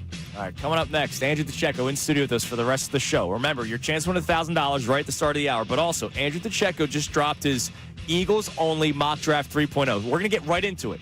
He'll tell you who and why, who these players are, right? You'll learn more about a lot of the guys because we have not talked much draft. There's been so much going on in the world of sports in Philadelphia and, of course, all the A.J. Brown drama. Let's talk about these guys that could be selected 1 week from today and all of next weekend. It's Kincade and Salciunas, 97.5, The Fanatic. Now, on 97.5 The Fanatic Sports Update. Sixers outlast Orlando. I'm Connor Thomas, and the Sixers advanced to the playoffs last night, taking down the Magic 109-97 in their play-in game. Tyrese Maxey, 31 points to lead the Sixers in scoring. Great night for him, and he got some good support from B.J. Edgecombe and Andre Drummond, who both had double-doubles in the win as well. Drummond with the dagger three. Oubre with it to Drummond. Drummond shoots a three from the corner, and it's good. He's going to send the Sixers to Boston. 1 if by land, 2 if by sea, and 3 if Drummond hits a three. Great call by Tom McGinnis here on The Fanatic, as always. Now it's on to a first-round series, yes, with the Boston Celtics. Game 1 is Sunday at 1 p.m. up in TD Garden. The Phillies got crushed by the Cubs yesterday, 11-2. The final, Jesus Luzardo allowed 8 earned runs in his start. Phil's allowed 28 total runs in that series. They are off today, and they could use an off day to set up for their series with the Braves, which starts tomorrow night at the Bank.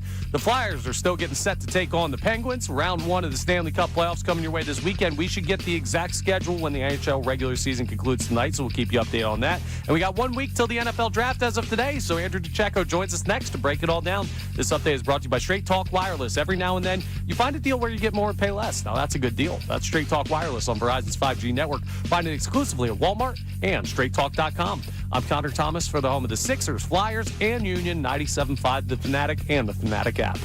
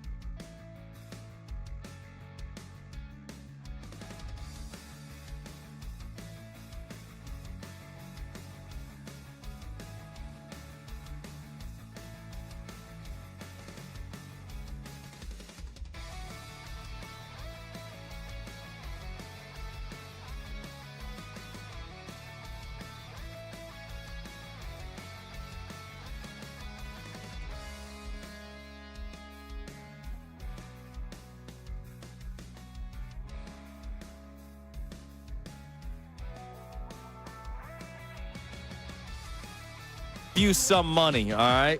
Andrew DeCecco is really rooting for all of you. How about a second winner in 4 days? All right. You can take that money to the bank. What? Which is today's key word, bank. B-A-N-K. I almost said bay. B-A-N-K. Bank. That's how you spell it. You have 25 minutes until after the hour to enter it on the Fanatic app, 975thefanatic.com, or text it to the special contest short code 45911. One random entry will win $1,000 in this company-wide contest. Winners will get a call from Beasley, so be sure to answer your phone. Contest rules at 975thefanatic.com. Again, the keyword is bank. Fanatic Parlay Cash stood up by Iron Mountain Men's Health. 5 chances to win each day. Only one here. It's a very special time at 8 o'clock. And we win. 10 and 12 with Middays of Marks, 3 and 5 with Unfiltered. Good luck. If you want to see their wonderful faces, check out youtube.com/975 The Fanatic Philadelphia. More of Kincade and Salciunas coming your way now. And we are now joined in studio for the rest of the show by our favorite Eagles insider and the best. John said it. I agree. Local draft guy that there is. Yeah, there's no question. From inside the Birds and here, 97.5 The Fanatic. He's trying to just get a pair of headsets that'll even connect and work. But you don't need that. You can hear us. Yeah, you can You hear don't need us. that. You can just hear us. Just talk to us. You don't have to talk to Connor. You don't have to talk to Connor. Don't Just worry listen about to that. us. Our man Andrew DeCecco is here. What's going on? Oh, dude, What's going on? How you doing, buddy? He is the best. And, I have a certain guys that I really like. I'm a big Dane Brugler guy as far as his draft. Oh, yeah, he's tremendous. Dane Brugler's amazing. You're Dane Brugler caliber. Oh, I appreciate you saying that. That's high praise. His work is Dane Brugler caliber, and I love the fact that DeCecco does his drafts and then tells you, here's why I'm changing from what I said to you in mock draft 1.0 to 2.0, and what you can hear in his show on Sunday mornings and Saturday mornings at 8 o'clock. He explains to you, I was here in the draft before, but here's why I've made my decision to move with this further you don't information. just throw names out there. I hate the 9.0 mock drafts because it's almost kind of like, well, I did have that one right in 3.0. 9.0 may have been wrong, but I had that one right in 3.0, that one right in 5.0, so I had a great mock draft. You're the best at it. I do always 3 every season, and then Jeff Mosher, Adam Kaplan, and I do our full first-round mock draft together for a podcast, but I limit it to 3 because I think it starts to dilute things, and then you start to, I don't know, I think it starts to lose a little traction. And you wait until the appropriate time. That's why I hate mock drafts is the NFL season's not even over sometimes, right? We don't even know what order the draft is going to be in. Here's my first mock draft. I'm like, oh, hold on a second. Can I see who's in the playoffs first? Anyways, let's dive right into it, Andy. Yeah, sure. Because I want people to really hear the names that you're mentioning and who they are, what they could bring to the table, why the Eagles should select them. We'll get into some questions and strategies and all that kind of stuff in a little bit. But your latest mock draft, InsideTheBirds.com. Check it out. First round pick number 23. We were educating ourselves on how to say his last name yesterday. You take the floor. That would be Max Ihonachor from Arizona State. And when you look at where the Eagles are sitting at 23, there could be a run on tackles, but there's a lot that you can probably say are graded relatively the same. And Caden Proctor from Alabama, Blake Miller from Clemson. And when I look at Max Ihonachor, this is a player that when you look at what the Eagles have been about the past several years, they don't just go for the safe pick. They go for someone who has upside. They're not looking at immediate contributor, let's say, for year one. They're looking at what this player is going to be over the next 2, 3, 4, and longer. And he has an immense upside, 31 starts over the last 3 years. Hasn't played. He's relatively new to football. I think it was 2021 where he actually started playing. And I like his wingspan, his athleticism, his movement ability, his physicality, and he can be that right tackle. I also believe that he could, slide inside and play guard. And I just look at it from the upside perspective, and that would be a nice little swing there. Wouldn't surprise me at all if he is in play around that point in the draft, because depending on where you look, he's ranked anywhere within the top 35, top 34, right around there. And I believe that he has first-round caliber ability, and I think that he's the kind of player that the Eagles have historically been willing to take a swing on. I thought Blake Miller was going to be your pick. Now, Blake Miller. I thought he was going to be your pick. Now, so I went into it, and I'm getting ready to look at it, and I'm saying, I thought I'm reading his mind, and you've been talking about how they're going to change the sort of physical, athletic makeup of the offensive line. I looked at a guy he doesn't have to have the highest upside now, but the reliability, the dependability, the amount of snaps, the physical nature, and I thought Blake Miller out of Clemson was going to be your pick. That would be a solid pick as well. 54 starts at Clemson, so you're getting someone who's obviously coming into the league with a lot of seasoning. But I don't know that he has the upside of a Max Ihonachor or a Caden Proctor for that matter. And when you look at it at pick 23 and you try to think in the way that Howie Roseman would approach it and how the Eagles as an organization typically go about their business, and they go for upside, someone who can be not just a good or a solid player, but potentially a great player in a couple of seasons with the right coaching. All right. Who is your second pick? Now, I know because it's in front of me, but what I'm fascinated by is, and we're going to get into a deeper conversation about this, so hold off for now, but we'll talk about 9 o'clock hour. The strategy of you never want to go into a draft with needs. Right. It's always the best player available. Well, they need an offensive tackle. They need a tight end. And in your first 2 picks, they have them taking an offensive tackle and a tight end. So we'll get into the strategies of it. But tell us about pick number 2 for the Eagles. Yeah, at pick 54, I went with Eli Stowers, the tight end from Vanderbilt. He's my second-rated tight end. I've been very consistent with that throughout the process. Yes, you're going to see some folks that are going to say, well, he can't block. Well, not that he can't do it. He's not as proficient in that area. But you don't take a player off your board who can be a receiving weapon, who you can move around your formations simply because he's maybe not as proficient in one particular area.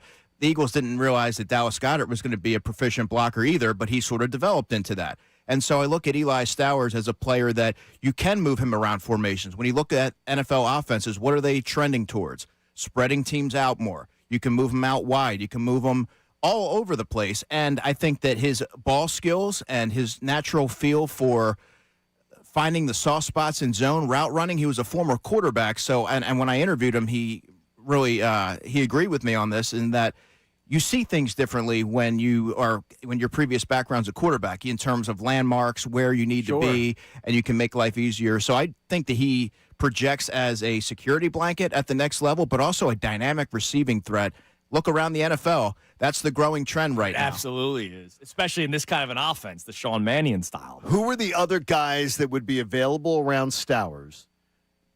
And why would the Eagles, once in your mind, would you say Stowers would be a better pick than those options?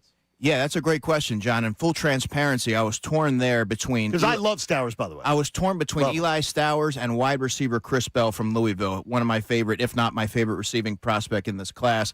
Would be probably a first-round pick had he not suffered an ACL injury towards the end of his season last year. But the next tight end would be a little bit further down. That would be Max Clare from Ohio State. So if the Eagles were to want to get him, he would be more along the lines. Type?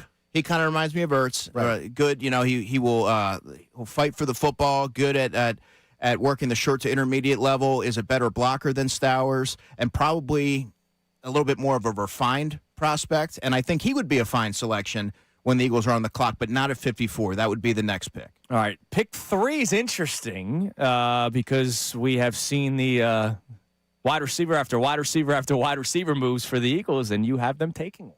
At pick 68, went with Ted Hurst. I mentioned Chris Bell as being my favorite receiving prospect in this class in terms of how I think his skill set will project. But then Ted Hurst is a player out of Georgia State that he wasn't necessarily a household name going into the pre-draft cycle, but he answered a lot of questions and checked off a lot of boxes at the Reese's Senior Bowl, where amongst all the evaluators, they want to see how a smaller school player is going to acquit himself amongst the best talent in the nation. He checked off the boxes there. He runs a 4.4. He has 6'4". He has 6'4" size, 210 pounds, can threaten teams vertically, uses his catch radius really well. He'll go up and get the football. He's explosive and dynamic in short areas. I think he would add another dimension to this Eagles offense. 6'4", and you're running a 4.4. Dude, that's ridiculous. Yeah, I think he's only scratching the surface of what he's going to do. He had 1,000 yards last season, 71 catches and 6 touchdowns. And you get him into you get him into an NFL building, and they are going to take his game to another level. Those are the kind of players that you want. Let me ask you a pro and con question on that. Do you consider his position group to be one where small school doesn't matter, the competition? Because how do you judge statistical accomplishments versus guys that he probably won't be facing on Sunday afternoons in the NFL? Yeah. I love that question. And what you can do is you watch how he runs his routes. Is he running an expansive route tree? How is he winning? What's the offense look like? And then you want to see how that matches up against the nation's premier competition at the Senior Bowl. And he wasn't somebody that kind of fell by the wayside and blended in. He emerged as a player that had significant buzz coming out of the Senior Bowl, and he goes to the Combine and performs well there. And by all accounts, great kid, really good interview. his stock has risen significantly throughout the process, and I view him as that's probably a sweet spot to get him, anywhere from right there to maybe 75. So 68, 75, I could see him in play. All right, so far, offense. They have 2 third-round picks. Who's the second selection in the third round? Jaysean Barham, edge rusher out of Michigan. Interesting player, but this isn't a draft class that has an abundance of pass rushers, meaning there's going to be a couple there at the back end of round 1, but I don't see as big of a discrepancy between those players and who could be available in round 2. I think you're going to get relatively similar production or projection. And Barham is a player who's relatively new to being an edge rusher. He's primarily been a linebacker at Michigan. 6'3", 250, I think, is his size. Lightning fast, violent, plays with an edge, and super athletic. We talk about good upside. bend in the ankles? Good ankle flexion. That's the industry term right there, ankle flexion. But he moves really well. But we go back to what I said about Iheanacho in the first round. The Eagles don't necessarily just want to go with a safe player. They're looking for someone who has a significantly high ceiling if they reach that level. You bring them in, you rely on your player development, which the Eagles have a remarkable track record of, and that's someone that, yes, he might be a little bit unrefined right now, but you get him in there working with Jeremiah Washburn, who oversees the edge rushers and defensive ends, and they're going to get the most out of him. It just says to me that this offense, I mean, your belief is, and I know you're doing it with a lot of education on understanding what you're hearing around that building and what you're also discerning from what the Eagles are saying. That just tells me, though, it concerns me. They're putting a lot of faith on what they have in-house defensively. That would tell me that plan, if they follow your plan, and I know that they would listen to you. Well, they have a lot. I'm like, well, I'm not a general manager. No, but I'm saying is though they have a lot. That would mean that they would have a lot of faith in what they have in house, and like, do you believe they have a lot of faith in what they have in house? They have a ton of faith in Jalix Hunt and Nolan Smith. But what I would say to that, John, is just because you don't come out of the draft with, let's say in this scenario, a first-round edge rusher, doesn't mean that there should be concern or that it's going to be a glaring hole, because there are other avenues that you can explore to reinforce that position, whether that's the trade market, like maybe a Jonathan Grenard, or maybe there's someone who's released after June 1st that happened with it happened with so many other players that you're able to grab them and get them in your system. They do need a headliner. Maybe get an edge rusher back for A.J. Brown. Maybe that. But so they do need a headliner, and I'm not suggesting that Barham is that guy, but he does give you another rotational piece who can be an impactful player. I think he can handle volume. He's going to have to probably get a little stronger and build up his play strength. But they have, John, a lot of confidence in their young players, namely Jalix Hunt and Nolan Smith. All right, you got a couple more, but I also want to do this at 8:30. Andrew DeCecco is going to give his top 5 favorite pre-draft terms.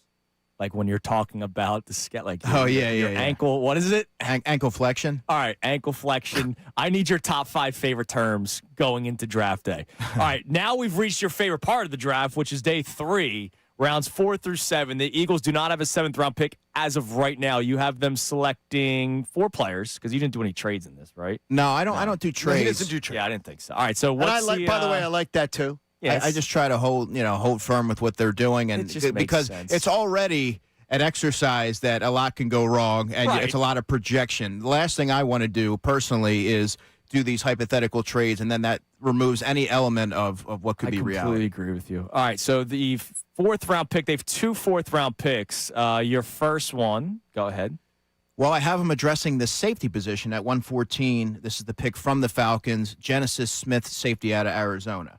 Now, there's Kamari Ramsey from USC. I was torn between the two, but I like Genesis Smith in the way that he can cover. He has good length at 6'2", 200 pounds. In the modern era, I know that, the thumpers and those enforcers have been something that have been an endearing facet to a lot of defenses. Sure. He's not that. He does leave a little bit to be desired when it comes to tackling or maybe the overall physicality of his game defending the run, but he can cover a lot of ground. He'll go get the football, and pairing a player like that with that skill set opposite Drew Makuba gives you highly instinctual players who have that range that you need to be able to match up with some of these tight ends. And and running backs and all these dynamic weapons that offenses I heard have. coverage safety. That makes me smile because,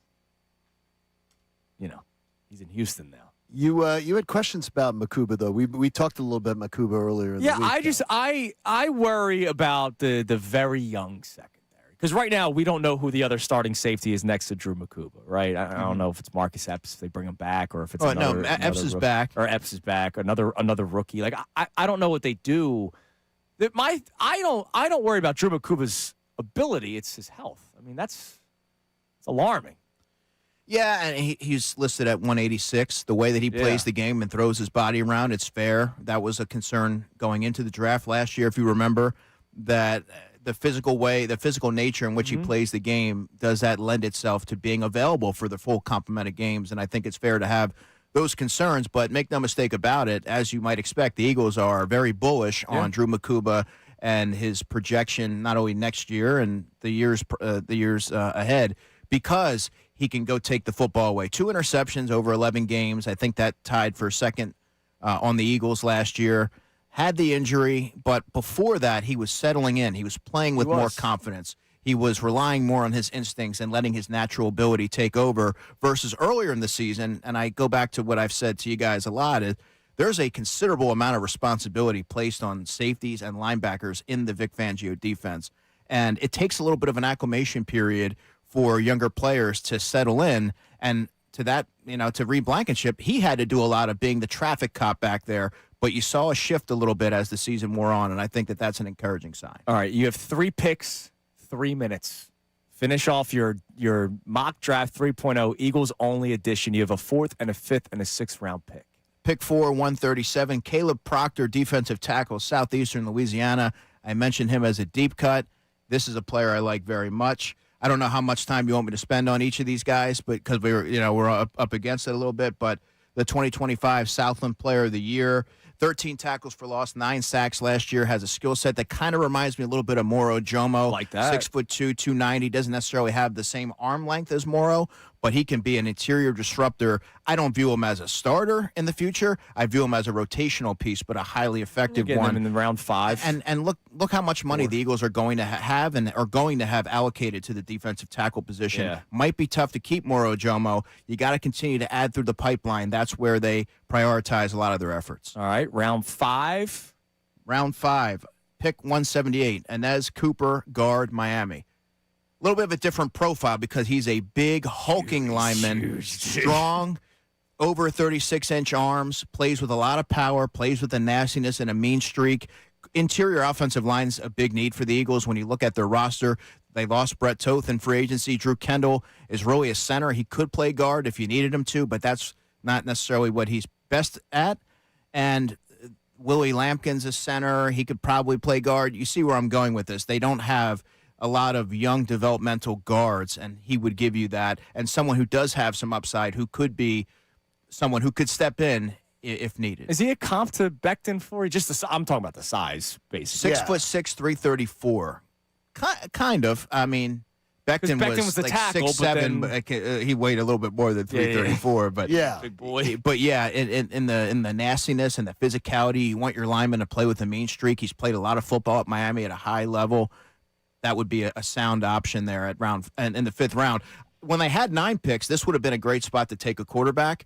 But when you already have 3 who are already entrenched and you have a need for the offensive line, I tended to lean offensive line there rather than take a luxury pick. What if I make a prediction? McKee gets traded, then they draft a quarterback with the pick they get from McKee. I think that's what they're going to do. I think that's what they're going to do. I think they're going to trade McKee and then draft another developmental quarterback to work with Andy Dalton and let Andy Dalton be like the sensei. Yes. Wax on, damn right, wax man. off. And then your last pick was Andre Fuller, cornerback out of Toledo. So he's going to be just as good as Quinyon Mitchell, right? Did he say that? Not exactly. I don't think he said that. I don't know. I didn't read that You're part. putting words in his mouth. I would never mislead my audience. Damn right you wouldn't. That's why you're the best. Hot take. All right, coming up next, you're going to give your 5 favorite rage bait draft terms. Ankle flexion, bends, good hips, any of them. Those are also on his dating profile. Violent hands. Well, we know that one. That one hopefully isn't. How would John know? That's good. Your top 5 We'll get those come next. But also, we know that Howie Roseman's been on a bit of a heater in the draft recently. Yes. Just how good has he been? I saw some numbers this morning that's going to make you smile. It's Kincade Salciunas, 97.5, The Fanatic. Hey, when Mother's Day comes around, it makes you think about the women who've always been there for you. Your mom, your wife, taking care of your children, your grandmothers. Look, Benari Jewelers wants to celebrate them, and they want to help you celebrate them with great gifts. So whether it's a pair of classic diamond earrings, a bracelet that she's going to wear every day to work, or something that like a diamond pendant, or maybe an eternity band that says thank you over and over. You know, every mom would love a collection of gemstones, like maybe something that notates every one of her children on one of those birthstone rings. We made one for my mom at one point. When it comes to honoring mom, Benari Jewelers, Exton, and Newtown Square showrooms are filled with thoughtful gifts and a staff that's overjoyed to help you pick out a perfect gift that's going to show mom that she's completely appreciated. You can look online at BenariJewelers.com, but I want you in the stores because they're great. And they're going to get you ready for Mother's Day because you need to think about it a little bit earlier this year. You got playoffs to worry about. So worry about mom a little bit earlier. And your wife, Benari Jewelers, Exton, Newtown Square. Tell them Kincade sent you in. Now on 97.5 The Fanatic Sports Update. Rivalry week is set. I'm Connor Thomas. The Sixers advanced to the playoffs last night, taking down the Magic 109-97 in the play-in game. Tyrese Maxey, 31 points in a strong performance to lead the Sixers in scoring. And B.J. Edgecombe and Andre Drummond both had double-doubles in the win. Here's how it sounded here on the Fanatic. Drummond screens. Maxey driving at Wendell Carter. Puts it up with the left hand. Got it. He banked it in. A terrific drive and a hoop by Maxey. 99-93 Sixers. And now it's on to a first-round series with the Boston Celtics, a rivalry matchup there. Game 1 Sunday at 1 p.m. up in Boston. The Flyers still getting set to take on the Pittsburgh Penguins in their own rivalry series. That's round 1 of the Stanley Cup playoffs. We should get their schedule when the NHL regular season concludes tonight. Phillies, a tough day again against the Cubs yesterday. 11-2 the final. Jesus Luzardo allowed 8 earned runs. The Phils allowed 28 total runs in that series with Chicago. They're off today. They'll start a series with the Braves tomorrow night. And we got 1 week till the NFL draft as of today. So Andrew DeCecco stays in studio with the guys for the remainder of the show to continue to break down what the Eagles could do. This update is brought to you by Wawa. Their $6 meal deal is back. Get a sandwich, small fountain drink, and Hershey chips, all for $6. Limited time. Gotta have a Wawa. I'm Connor Thomas for the home of the Sixers, Flyers, and Union. 97.5 The Fanatic and the Fanatic app.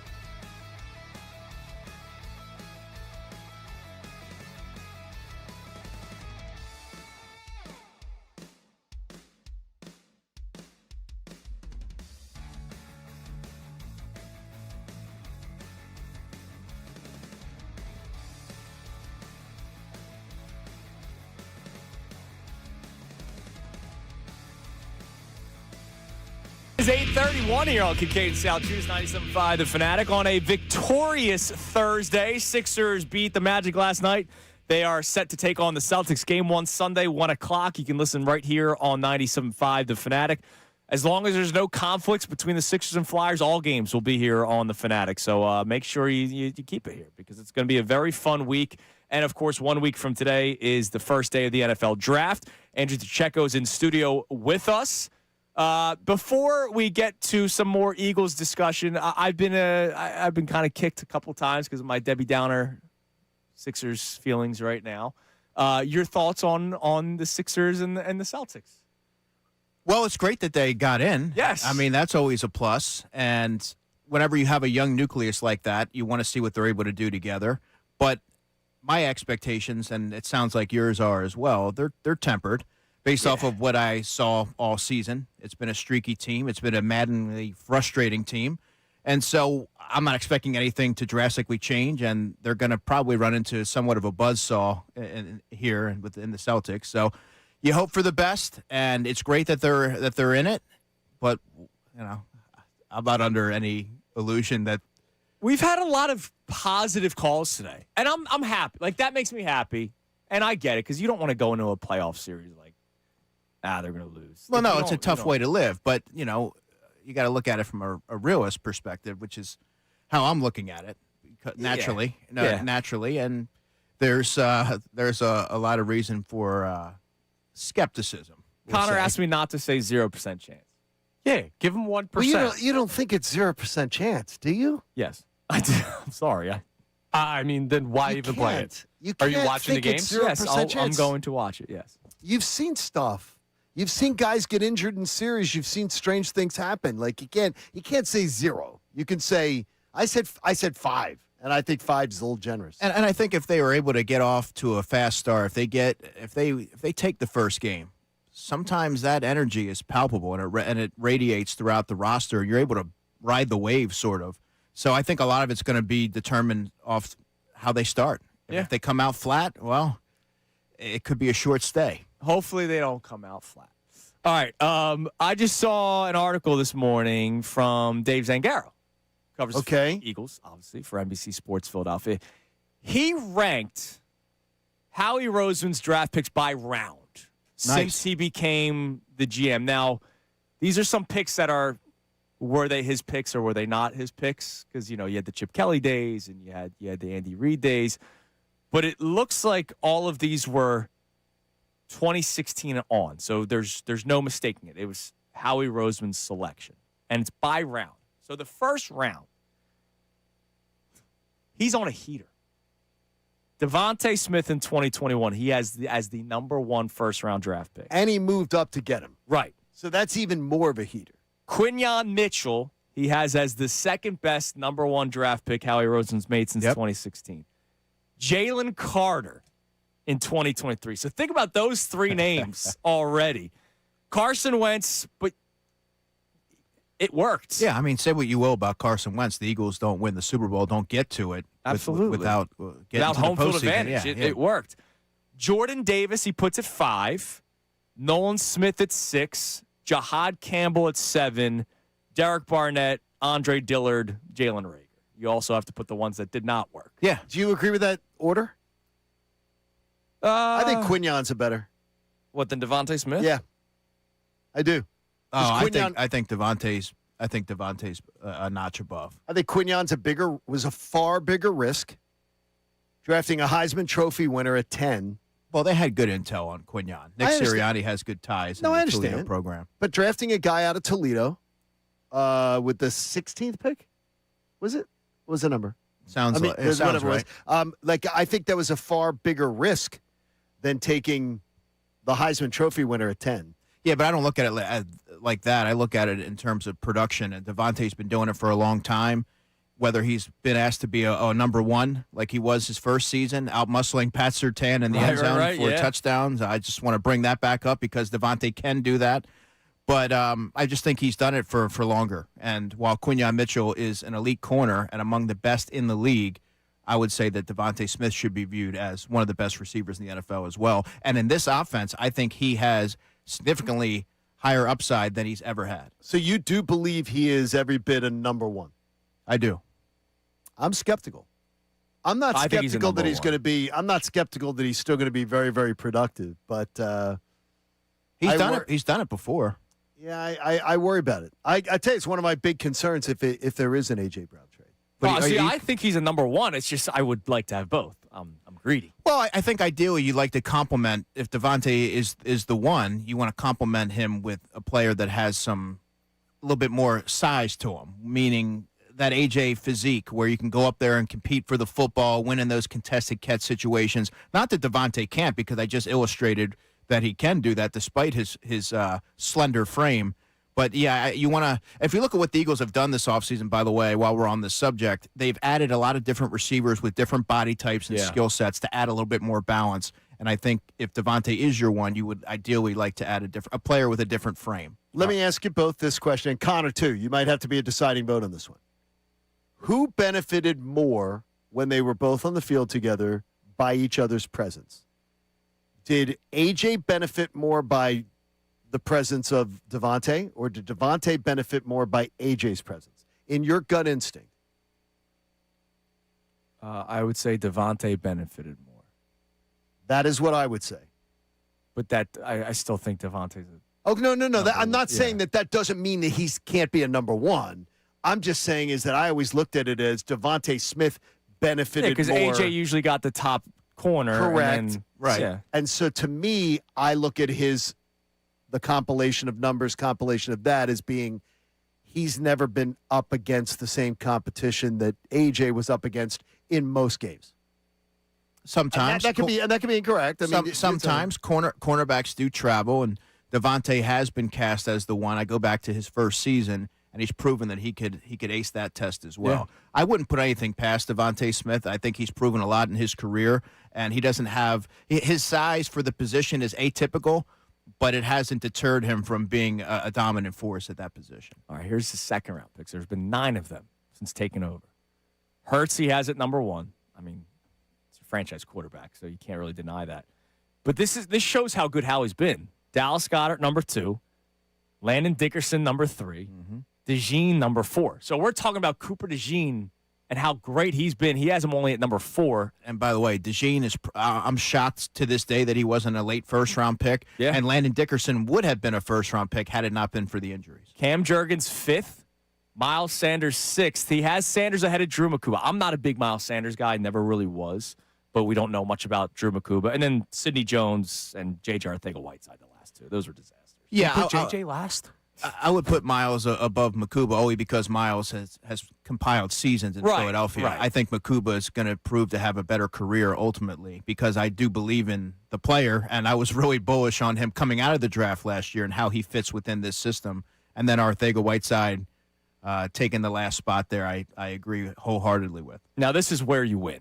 It's 3rd round, right? Like, 1st round, you got to hit. Oh, no, you got to hit. If you don't hit, you screw yourself over. But, like, 3rd round pick, you want to talk about replenishing and not as expensive. Right. Milton Williams, Isaac Seumalo, Nakobe Dean, Jalix Hunt. Right there. That's 4 very good football players for where you drafted them.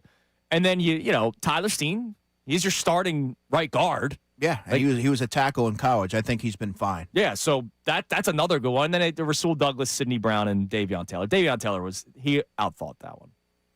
That Totally that Davion Taylor pick was tough because I had a 5th-round grade. There are some that had a lower grade, but again, they were swinging for upside. He hadn't played a lot of football. Sometimes you get enamored with these enticing athletic traits, and it didn't translate. Yeah. It didn't translate. You learn from it. I think the most impressive one also is 7th round because that's like you're taking flyers on guys. Jomo, Mailata, Ojomo, Jalen Mills. Top 3. And then Patrick Johnson is Patrick Johnson, solid player. For 4 consecutive years, made the Eagles' 53-man roster out of training camp. For a 7th-round pick to do that, the odds are stacked against them significantly. Yeah. And I think he's carved out a nice career for himself. He's on a heater right now. All right, tell us your top 5 favorite draft terms. Off the top of my head, I'll say fluid mover. We'll say lunch pail guy. Okay. Deceptively fast. So are these all code names for white guys? That's for the white guy. These are all I'm code just names throwing for white out guys. whatever I could think of. Fluid mover. I use that term often when I'm describing offensive linemen. There we go. See, you didn't drop twitchy hips yet. Violent hands. You use violent hands all the time. Yeah, violent hands is one that I like to use. Violent active hands. Ankle flexion. Bend. Bend's always a good one too. Bend. Good hips. Yeah, bend, leverage. Well, the hips. Yeah, you got to have the hips. Ball hawk. That's another good one. Or has eye for the ball. He has good click and close ability. That's awesome. Yeah. You're the best. I'm just thinking off the top of my head. It's funny. You can't think of them, but you say them. Yes. Like you just spit them out. If I ask you to give me an analysis on this player, but you're saying all the terms. Right. You have a better idea of what I'm saying than I do. I just rattle it off. It's natural to you, man. It's amazing. All right, coming up next, quick break from draft talk. But we talk tampering, and not the legal kind that the NFL has. Is there a case to be made with the team that we've talked about a lot this offseason with tampering? It's Kincade and Salciunas. Andrew Checo with us, 97.5 The Fanatic. All right, let me tell you right now, it's time to play on the BetParks online casino and sportsbook app. It is so much fun. It's the online casino and sportsbook app that I recommend to you. Pro basketball playoffs begin game 1 Sunday afternoon, 1 o'clock. Philly begins the series in Boston. You can bet more than the score. You can bet individual player performances and more. You can bet golf and soccer and baseball and MMA. New users, you get casino users, you're going to get 250 bonus spins on the hot online slot game, the sweetest Collectum, plus up to $1,000 in casino bonus back in the first 24 hours. Plus, you're going to have all the great sports to be able to bet on, too. So we got some hockey playoffs. We got some basketball playoffs. We got baseball going on. Yeah, but stay away from the baseball. I'm horrible at betting it right now. But you can always have fun on the BetParks online casino and sportsbook app. There's always another way to win and always another way to play. New users, check everything out. Terms and conditions apply. See betparks.com for details. Got to be 21, Pennsylvania, Jersey, Michigan, or Maryland. Gambling problem, please call 1-800-GAMBLER.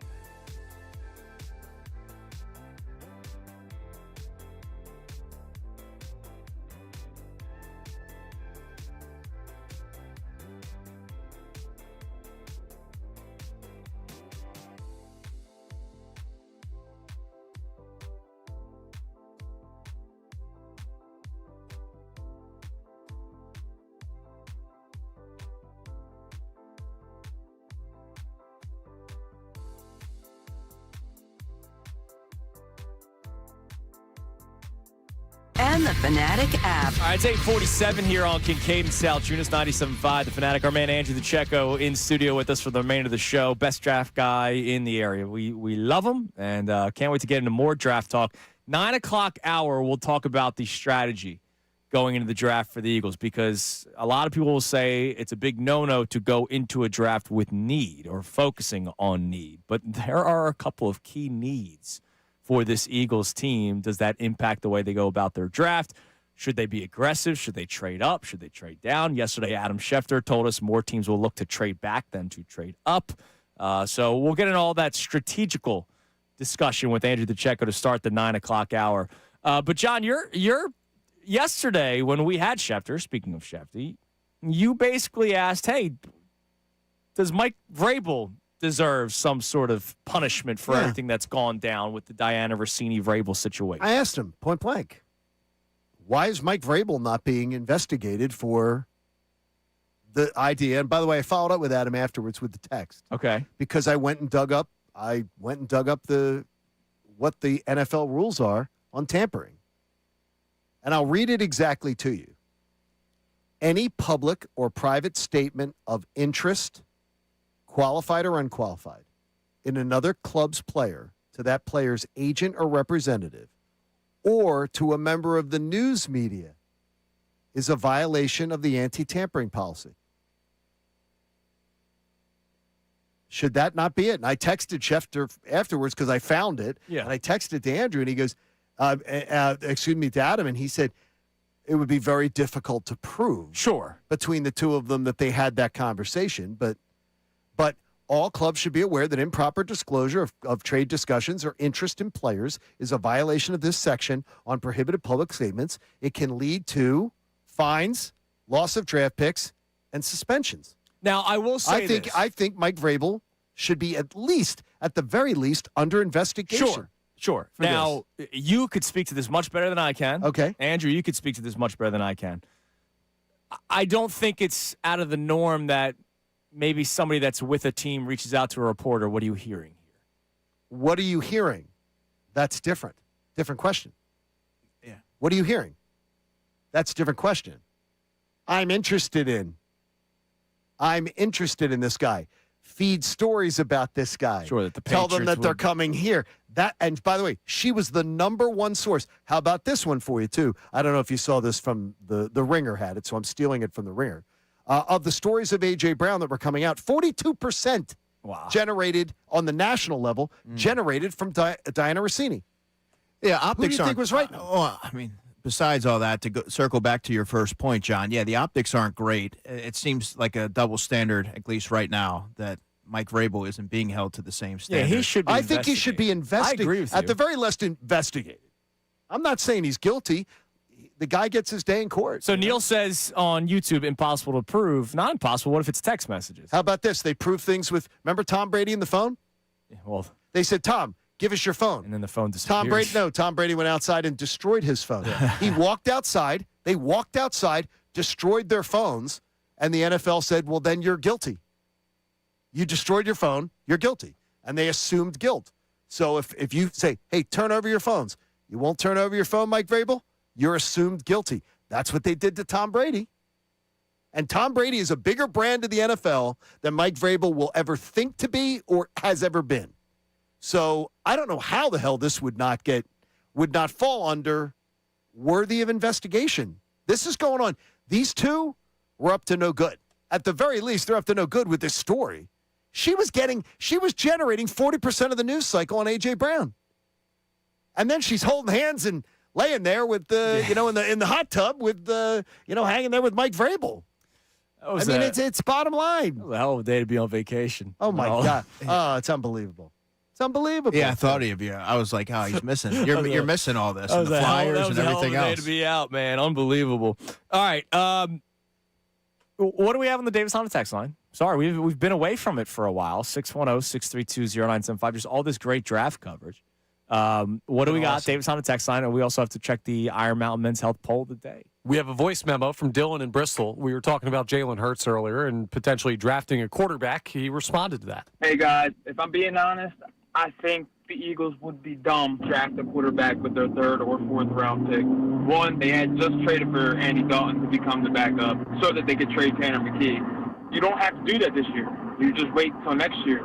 You fill in your holes this year. You have plenty of holes that you need to fill, and you've hit on a couple of your mid-round draft picks. I think it would be dumb to waste it on as a quarterback. Andrew, your thoughts on that? We got into this conversation earlier about whether or not the Eagles need or should draft a quarterback. And we said rounds 3 or 4 because they're not going to do round 1. They're not going to do round 2. But with all due respect to, like, the Kyle McCords and, like, there's a reason why they're getting drafted later or undrafted free agents like Carson Strong. Like, if we're talking about a guy, because everybody loves Tanner McKee in this town. Tanner McKee's a free agent after this year. He could very well be traded. Andy Dalton's here to help develop somebody or to be in the room with Jalen Hurts. If you want to have a legitimate backup under contract for 4 years, you're going to want to draft them in like earlier because there's a reason why they could go earlier. Do you think that's a dumb to the person? Okay. Certainly not, especially when you look at the Eagles' track record and how much emphasis they place on the importance of the quarterback position. They're not dubbed the quarterback factory by happenstance. Well, he dubbed it himself. That's how he did dub it himself. When you have a track record for doing that, it's because of demonstrated performance, and they've proven they haven't all worked. Kyle McCord, Clayton Thorson, but what the Eagles have proven is that they're willing to take that swing, get a cost-controlled option that you can, if you develop them and you land the right player, they can develop into a number 3 quarterback, and then you continue to churn out the factory. And I think you look at the 4th round as a good spot because really when you're talking 5th and 6th round, 7th round, they're not assured to make the roster. No. You draft a quarterback in the 4th round, they're going to make the team. What complicates things is you have Jalen Hurts, Tanner McKee, and Andy Dalton already entrenched. So you have 3 quarterbacks there. You're not going to carry 4 into the regular season, and you're certainly not going to cut a 4th-round pick. So, I mean, it could guard against the possibility that you get to training camp and you realize, hey, Andy Dalton, not the player we initially thought we were getting. He's 38 years old after all. And then you have a fallback option or a developmental plan. But I don't think it would be dumb at all. In fact, it would keep with the trend of what the Eagles have done. And had they had the 9 picks, they now have 8, I would have put a quarterback on there. And for my first 2 mock drafts, knowing how the Eagles think and how they approach that position, I did have them taking a quarterback. See, this is what I love about his, and by the way, the Saturday Sunday show you got to listen to. Because he explains all this as to why he moves off of positions. You know, why I thought this the first draft, here's why I changed it. And I love that, hearing that. Because the other ones, you just see a new mock draft go up. Right. He explains it to you. Listen and in previous picks in this space. Yes, that's listen why in. You're the best. All right, so coming up next, what should the Eagles' strategy be going into this draft? Need, best player available, trade up, trade back, try to get multiple picks in the first round, try to trade for picks for next year. We'll talk about that all with Andrew DeCecco. Also, you'll hear the quick little reset from this morning's discussion. Want to get more thoughts on that? We'll check the poll. Can you get positive takeaways from this Sixers series with the Celtics, or are you somebody that's just so beaten down by Boston, like our man Tasty Cake Dom yesterday, that there's nothing positive to take away if they just lose to the Celtics because you hate them so much? We'll get into that conversation as well. It's Kincade and Salciunas. Andrew DeCecco with us, 97.5 The Fanatic. Now on 97.5 The Fanatic Sports Update. A showdown with the Celtics. I'm Connor Thomas, and the Sixers have advanced to the playoffs last night, taking down the Magic 109-97 in the play-in game. Tyrese Maxey led the Sixers in scoring, 31 points for him. VJ Edgecombe and Andre Drummond both had double-doubles. Drummond's off the bench. Here's how it sounded on 97.5 The Fanatic. Into the lane. Paul knocked it away. Steele, VJ with it. VJ drives a step through. He lays it up and in. Right around Suggs. George with a D. VJ with a layup. And the 76ers lead by 11. It's now on to a first-round series with the hated Boston Celtics. Game 1 is Sunday, 1 p.m. up at TD Garden. The Phillies got crushed by the Cubs yesterday, 11-2 the final. Jesus Luzardo, 8 earned runs in his start. He's had a rough start to the year. The Phils allowed 28 runs in the series with Chicago. Thank goodness they have an off day today. They have a series with the Braves starting tomorrow night. The Flyers, they're starting a series with the Penguins in the playoffs. Round 1 this weekend. We should get their schedule when the NFL regular season concludes tonight. And we've got 1 week till the NFL draft as of today. So Andrew DeCecco is with us for the entire 9 o'clock hour as well, talking about what the Eagles could do. This update is brought to you by Taco Bell. Try Taco Bell's new Luxe Value Menu. 10 items, all $3 or less, featuring the new chocolate fudge and caramel empanadas. Just don't let the Luxe go to your head. For a limited time, price and participation varies, tax extra. I'm Connor Thomas for the home of the Sixers, Flyers, and Union. 97.5 The Fanatic and the Fanatic app.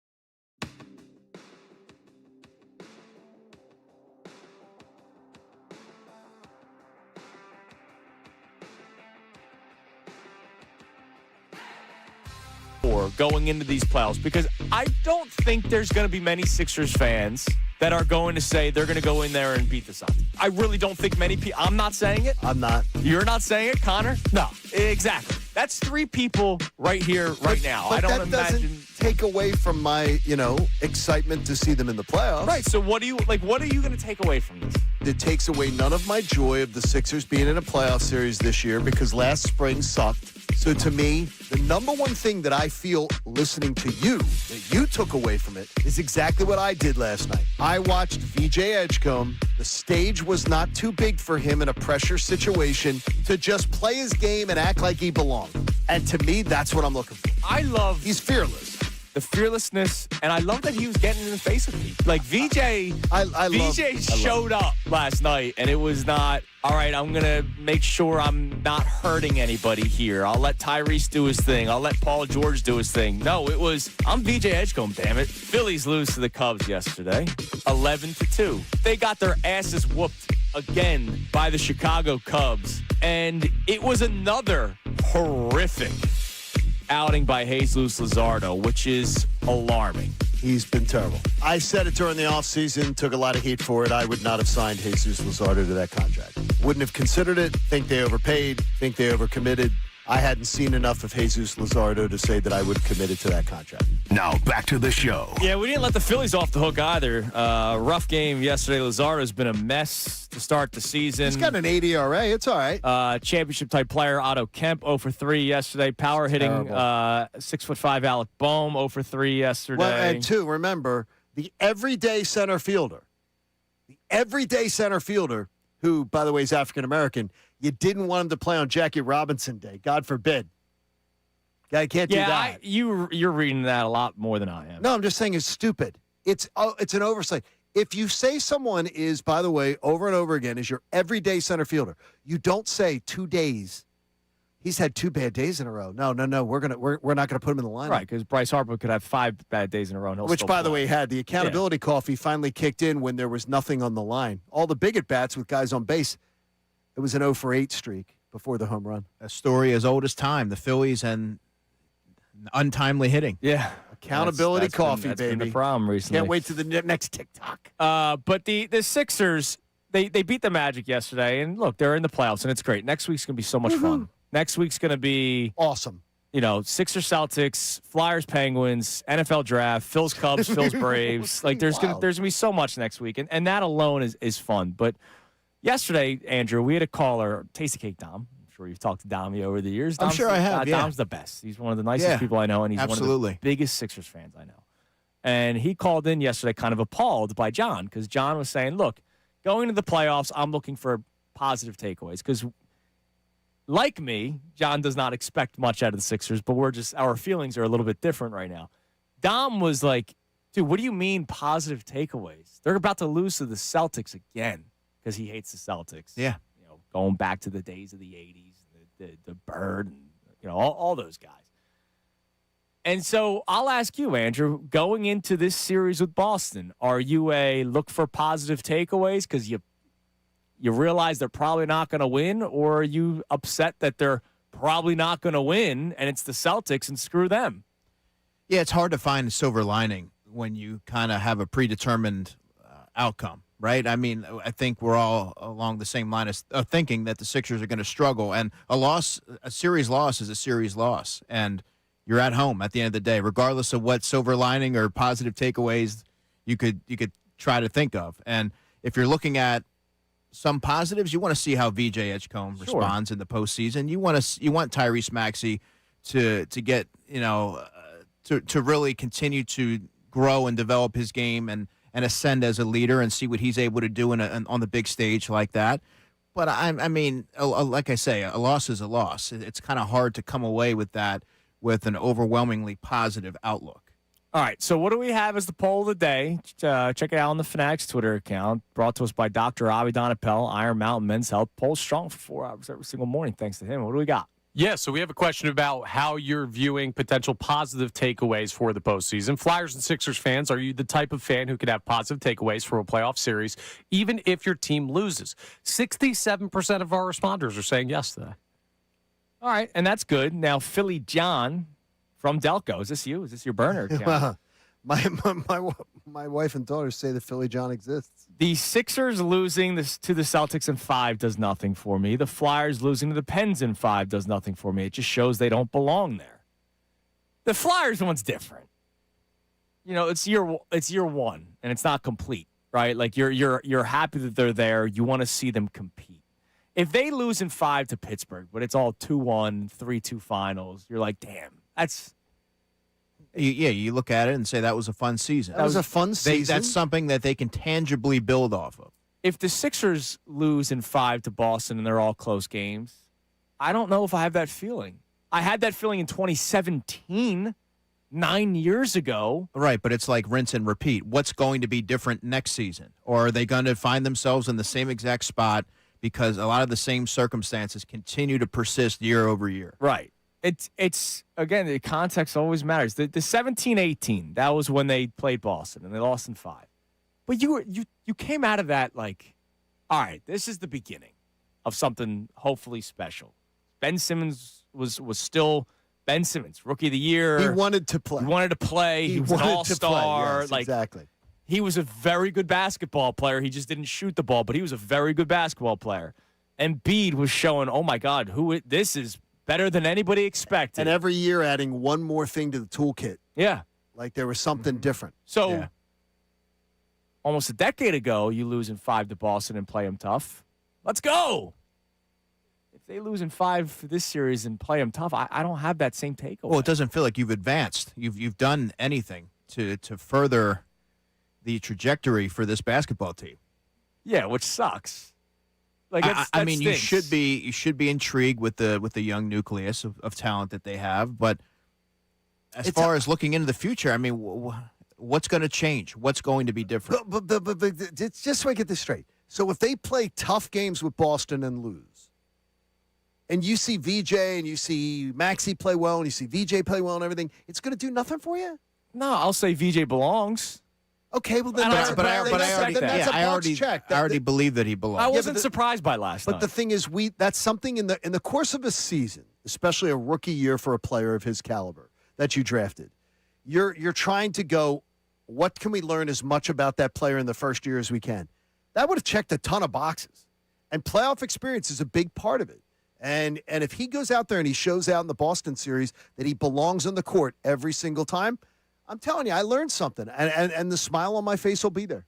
It really will. There's another thing, too. Like, Tyrese Maxey, do you think he's better now than he was 2 years ago as a basketball player? Yes. Yeah. Well, 2 years ago in that series against the Knicks, he averaged almost 30 points a game. He is now an all-NBA caliber talent. Yeah. Who's to say he can't change this series? Like, what is he now with what he's developed? You're smirking. Like, I love it. Change the I'm happy. series, I'm though. What's happy it mean, for Connor? What do you I'm mean? happy for your optimism. Tyrese Maxey can win you a basketball game. Okay, that's good. If you say that, Tyrese Maxey can steal you a game. Maxey and Edgecombe could maybe get it to be a 6-game series. I'm totally in. I buy in what Connor's saying. But if you're saying steal the series, I'm not. No. We'll get there when we get there. I'm just talking about. It sounds very Duke is facing Siena, And it's not. and that is not what this is. This isn't a 16-1. No, it's a 3-14. It's not a 3-14. It's a 7-2. No, it's not. Yeah, but this. I'm leaning more towards. The Celtics 2 is a lot. There's a big gap. So they're infallible. Give them the trophy now. No, I'm not saying give them the trophy. I'm saying give them the series. I think this is more of a. I'm going to go one different than Andrew just did. I'll go 4-13. This is a 4-13. Well, guess what? I'm not ready to give them the series. Okay. I don't care if I expect the Sixers to win or not. I don't care the odds they're up against. I'm not ready to cede this series to the Boston Celtics the day after the Sixers got into it. But I'm not there. But again, this is where sometimes you miss me. I expected them to win last night. I expected them to finish as the 7th seed. I expect them to play the Boston Celtics. Everything that happened last night, I wasn't surprised by. I wasn't surprised by VJ Edgecombe stepping up to the scene. I'm happy about it. It's great. Yeah. And it's kind of like the Phillies series last year. You were devastated when Matt Strahm gave up the home run. I had no reaction because I kind of expected something to happen. Okay, well, I'm asking you to open your mind up more because it feels like it sucks going into a playoff series with that mentality. I remember that last year, and I remember how angry I was with you. Because to me, there was no reason to think that the Phillies were the home team in the series. Mm-hmm. The Phillies were the team that should have won game 1 easily. Up 4-0, should have won that game easily if Rob Thompson wasn't asleep in the dugout and let Ranger Suarez just sit there after telling us that that's the reason he was there. Game 2 strategy, I don't know where the hell he came up with it. I don't know what. And the what bats he was went doing. cold, and the bullpen came small. Wow, what year is it? I mean, it's just but it was too much. Too much of last year was kicked away, was peed away. Yeah, I agree with you there. Everybody was just saying, well, that's baseball. I was like, okay, well, these are prevailing trends. Look, Trey Turner coming up small with stupid mistakes. I've always been this way. I call it like I see it, right? That's why 2 years ago I was with you in arms with the Eagles. NFC Championship game, I was arm in arm with John Kincade. It's also why I said last year 0% chance of winning the Super Bowl. Because I call it like I see it. And you know what would be great? If I had egg on my face. It'd be great. I love being wrong when it's right.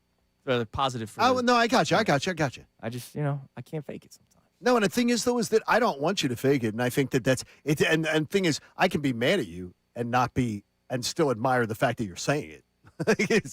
Like I can still go, I'm pissed that you're saying it. but it's just like 0% chance. I think what Connor's getting at is what I'm getting at is 0% chance to me is foolish. Yeah, I don't disagree with your evaluation. But I don't disagree with the evaluation either. You have lost this series to the Boston Celtics before you've even played it. And that, as a Philadelphia sports fan, is sad to me. That Philly guy, 215, I didn't realize Andrew was such a bum fan. For this series, I am. Well, fix it, because you have a couple of days for you to get ready. Fix it. Like I honestly am going to say it to you. Attitude adjustment by Monday. And that includes if they lose by 23 on Sunday. Okay, maybe not. No, maybe not. No, because you can't do that. No, Connor, you can't do that because everything is its own entity. They lose by 20. No, but points everything in is its own. game one. Everything is its own entity in the NBA. No sport shows you more than the NBA. That the gentleman's sweep was created by the NBA. Yeah, because they asked the refs to extend the series. Scott Foster it. Right, no sport. Exactly. That's why they said, "Hey, we need another day of TV revenue." No sport has created more of that nonsense than the NBA. I hear John is commanding an attitude adjustment. I am. An attitude adjustment from you. As the elder statesman, I'm calling for this. Unless they lose by 20 in game one, then you can be sad. And then Connor's going to no. You can be sad. But put your big boy pants on and well, then I need your realize. attitude to change on Rob Thompson. How about that? No, I can't because Rob Thompson has already proven. Oh, so it works for you, but not for me. No, because you have no empirical data to tell me that Rob Thompson is going to wise up, or that Rob Thompson is the Sixers are going to beat the Celtics, or that Rob Thompson is going to better yet that Rob Thompson's going to sprout a pair, and finally stand up on a microphone and say, "This is unacceptable, fans. What you're watching is unacceptable." And you know what? As the manager of this team, I'm not going to accept it anymore. I'm going to call it out. Instead of kissing my players' asses, I'm going to hold them accountable publicly. But we won't. You need to adjust your attitude. Won't. You had to bring up Rob Thompson, didn't you? He's just such a dope. And you know what? And then when it's gone, people are going to go, "Oh yeah, you know what? He really didn't do that great a job. He had the fourth highest payroll in baseball, and he 1 year got over the threshold that teams win with that." About a 9 on the tension scale, John. My gosh. All right. It's just a What's the bumbling strategy fool. for the Eagles in this draft? Well, I think if this is the kind of draft where there's not a lot of headliners, there's not the big name talent. And I think a lot of that has to do with maybe the quarterback situation. You have Fernando Mendoza, then it's Ty Simpson, right? This is where I could see a logjam of offensive tackles sort of hovering around where the Eagles are going to be picking, in that neighborhood of picks 20 to 23. Caleb Lomu from Utah, Caden Proctor from Alabama, Blake Miller from Clemson, who I have a little bit slightly under those guys, and then Maxi Iheanacho from Arizona State, where you could stand to trade back a few spots if you believe that the value is there. It's going to be determined, of course, how the board falls, but this is the kind of draft that you could end up dropping down a few slots, picking up more assets to continue to furnish the roster with some talent. Okay. Now, would you be aggressive in terms of trading up? So there was a mock draft on NBC Sports Philadelphia yesterday that had the Eagles somehow getting Sadiq at 23 and then trading back in and getting Iheanacho. Thank you. With the 30th overall pick. They trade back in. Would you want could you see the Eagles doing that? Should the Eagles do that? Shefty told us more of a trade back. Obviously, you have to have 2 to tango, so that means trading up. But teams will look to trade back more than they would look to trade up in this draft. Kenyon Sadiq, to answer your question, strikes me as a player that the Eagles would be willing to trade up for because he's a game changer. And in the current NFL landscape, he's someone that you can move around. He's going to provide those mismatches, and it would give the offense added firepower. The Eagles are all about adding talent that they believe can be exceptional. Not good, not solid, exceptional. And that would give Jalen Hurts another option to work with and grow the passing game.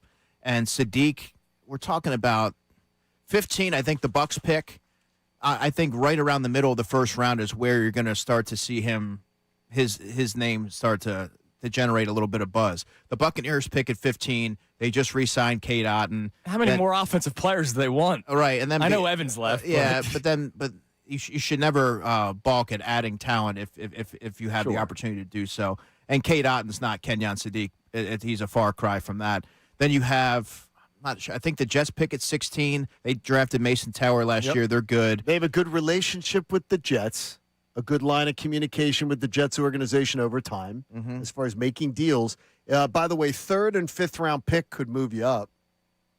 And then 17, you have the Detroit Lions. They have Sam Laporta, so they're probably not going to be in the mix. Guys, the team that I'm looking at that would be the biggest hurdle perhaps would be the Carolina Panthers at 19. They could stand to add some more weapons. They need to. And build off of what they're able to do in the postseason last year. But I think if you watch that game, you came away thinking Bryce Young, he balled out, but they were missing a piece or two on offense to really take that in the next to another level. Xavier Leggett. Look, Jalen Coker, I'm a big Jalen Coker guy from Holy Cross. I interviewed him before the draft, and he's really emerged as a bright young receiver for that offense. But they really could stand to add another tight end to really stretch the field. They have Tommy Tremble. They have Jatavian Sanders, who's their second tight end. He's more of a backup who can help situationally. Kenyon Sadiq would immensely help Bryce Young. So you think jump that. them might be the play if they really value that's the Sadiq. team that I'm looking at, and I think if you're the Eagles and Kenyon Sadiq tumbles down the board a little bit, you look at 19 and the Panthers and the fit, and you take all that into account. Yeah, that would be something that I would consider. If he starts to slide, though, I think you're going to see teams trying to trade in. It's more of which of those teams that are sitting in those spots that don't necessarily need a tight end are going to look to trade out. And then you also have the Vikings sitting there at 18, I believe, and T.J. Hawkinson's an older player. He's been banged up a lot in his career. You have a chance to add Kenyon Sadiq to pair with whoever, J.J. McCarthy, and you want to give your young quarterback as many weapons as possible. So the logic's certainly there. All right. What do we have on the Davis Honda text line? And then after the text, I want to tell you what we're doing next. All right, so we have a check-in with a question for Andrew here, where Colby in Central PA wants to know, what's number one on the draft list for you? For me, it's offensive line. Restructuring Landon Dickerson's contract tells me he's retiring after next year, and probably Lane as well. Yeah, Colby, and I appreciate the weigh-in. I'm with you. I think offensive line has to be first and foremost. It's if you can't block and protect up front, you can't play offense. It all starts right there in the trenches. It's something the Eagles have prioritized for however long I can remember, and they don't have that succession plan in place for Lane Johnson. This would be the optimal time to do so. It's to be determined how much longer Lane decides to play. That's going to be his decision, but they need to have that heir apparent in place, and that's not Fred Johnson, and it's not Holland Pierce, and I like Holland Pierce, but I'm naming some of the depth options. Cameron Williams, Miles Hinton. I think they've shown promise, particularly Cameron Williams. But if you have a chance to add a sure thing there on the offensive line, and I do believe that Iheanacho has the ability to kick inside and play guard if needed for year one. But I always tell you, the Eagles aren't looking at it through the lens of they got to come away with a player that's going to help them year one. They're looking at it in terms of down the line because they believe that in year 3 is really where you're going to see them operating at peak level. It's not as black and white as good player or bad player if they don't pan out or they're not contributing week 3, right? I mean, you got to let things marinate a little bit. It's with a look towards the future. All right, coming up next. Remember Stump the Schwab? Yes. Of course. Used to love Howie that was show. great. God rest his soul. God rest his soul. We're going to do Stump the DeCecco. Connor and John versus Andrew. We're not going to win this. Eagles, you might. Eagles draft history. Oh, he's going to kick our ass. Day 3 edition. Oh, yeah. No, we're dead. This is worse than Sixers Celtics. Can you make it close? Oh, don't go in without having any chance. I'm excited for this. I need you to change your attitude. I have the Eagles draft picks by year, but rounds 4 through 7. Position, school, year. Oh, I love this. I love it. And let's see, can Connor and John keep it close? Can anybody playing at home keep it close? No. How are we going to know if John's looking it up on his tablet? You already know I have nothing but he in doesn't front know of me. what year I'm going. I can't beat you I'll either. go all over the place. Don't you worry. I We couldn't do beat that you in coming up this. next. It's Kincade Salciunas, 97.5 The Fanatic.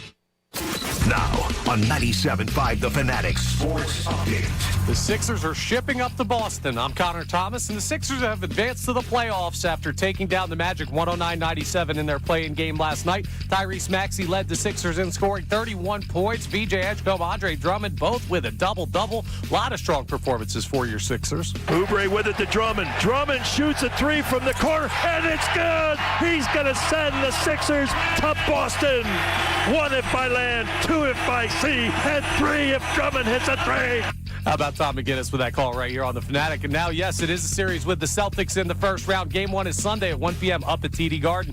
Phils got crushed by the Cubs yesterday, 11-2 the final. Jesus Luzardo allowed 8 earned runs. He's got nearly an 80 ERA to start the season. The Phils allowed 28 total runs in that series. They are off today. They've got an NL East showdown with the Braves starting tomorrow night. The Flyers are still getting set to take on the Penguins in round 1 of the Stanley Cup playoffs. We should get their schedule when the NHL regular season concludes today. We've got 1 week till the NFL draft as of today, so we've been getting into some great draft talk with our guy Andrew DeCecco. We'll continue to do that as the show continues. This update is brought to you by AAA Tire and Auto Service. Save $15 off your next oil change, plus earn $7 towards your next service with Duramax dollars at AAA Tire and Auto Service. Offer ends April 30th. Visit AAA.com/mycar for details. I'm Connor Thomas for the home of the Sixers, Flyers, and Union. 97.5 The Fanatic and the Fanatic app. Connor, what separates Middays with Marks from other?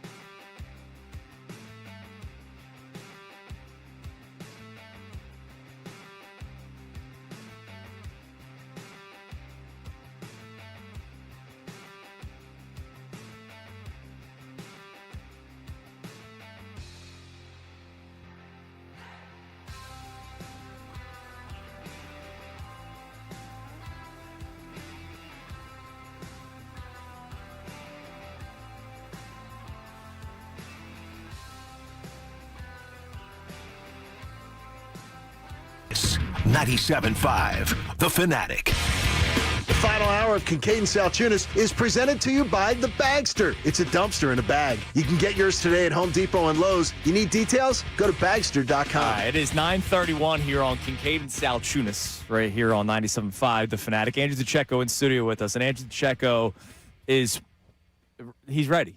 He's ready to go. We are going to do Day 3 Eagles draft trivia because it is his favorite time. It's his holiday. Oh, it's his favorite day. And the last few years, probably last 3 years, I always play golf that day. And I always will send him a text in the morning. Go, I'm not going to text you, but happy, Merry Christmas. It's his holiday. It's your favorite day. That's Saturday of the NFL draft. So 1 week from today, you're excited. 8 days from today, you're pumped. 9 days, Look. He needs a cold shower. We laugh, but if you look around the NFL and look at those rosters and how they're comprised, Day 2 and Day 3 make up the vast majority of rosters around the NFL. Yeah, absolutely. So, Connor, hit us with some football music. What I will do, I will give you year, position, school. Connor will hit the NFL draft sounder so that you guys have 3 seconds to think. Okay.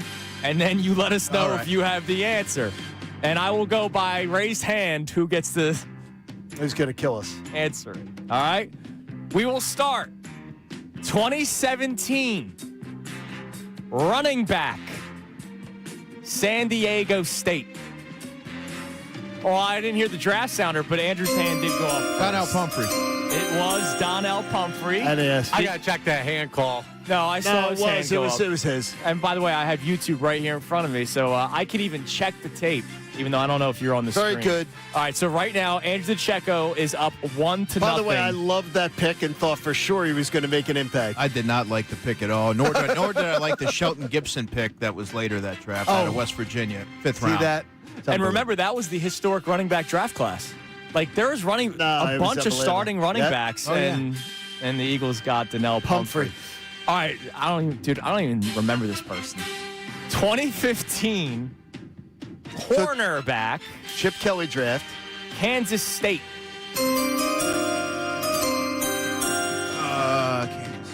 Kansas State. I don't even remember idea. this. I don't It's a remember Chip this Kelly person at all. draft.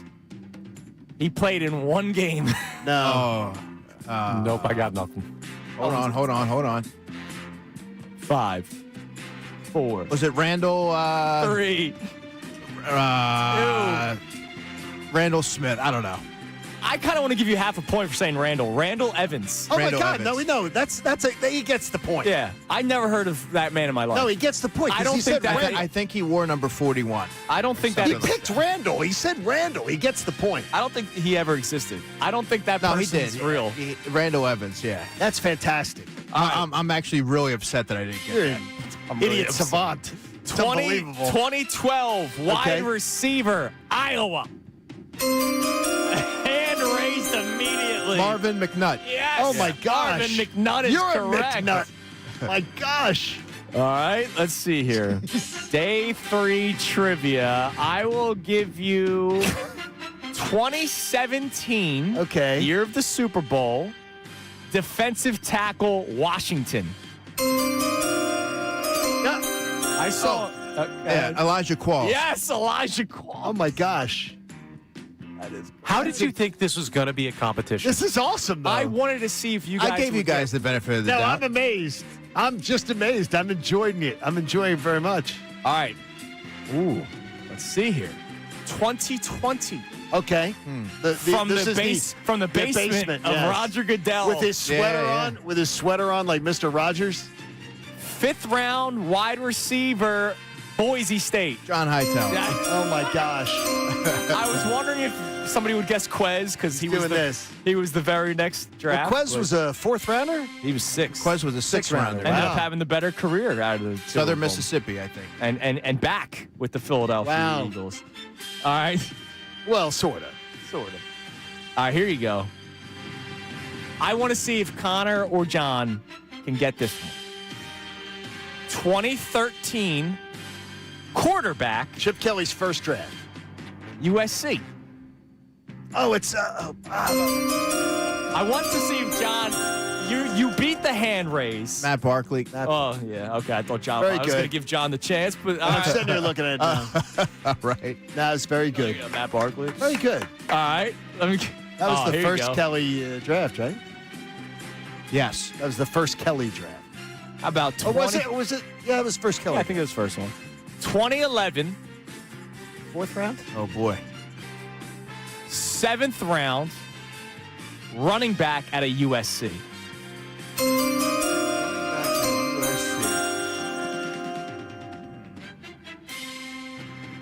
Played 28 games in the NFL. Oh, I got it. Go ahead. Stanley Havili, the Yes. fullback. He's a fullback, though. He was a fullback. Oh, running back misleading. Oh, yeah. So Point doesn't count. Connor, I would have had that. Yeah. All right. This guy actually had a nice career, considering where he was drafted. 7th round pick, 2010, Ohio State. Kirk Coleman. I didn't even That's say defensive back, and you got it unfreaking right. But Why did you ever think you this know was what's going to funny be a is, competition? that's the only one that when you said 2010 and you said quarterback, I was ready to potentially go. Safety. He had a nice career. All right, I'll give you guys one more. See if. All right, you have to give me both All right. because they're both fun names.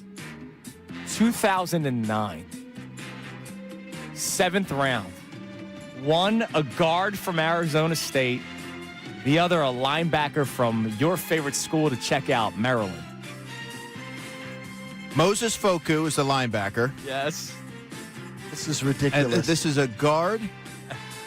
He played 33 games, started in 30, none with the Eagles. None with the Eagles. Oh, man. He's actually played. He started 33 games in his career. As a guard. Well, I was going to say Matt Tobin, but he wasn't drafted, and he did play for the Eagles. I'm trying to. I don't want to leave it unanswered. Wow. Paul Fianaka. Yes. That's Paul freaking Fianaka, and then he unbelievable. went to the Washington football Okay, team. what is no, it you Seattle and then Arizona. He didn't go to Washington?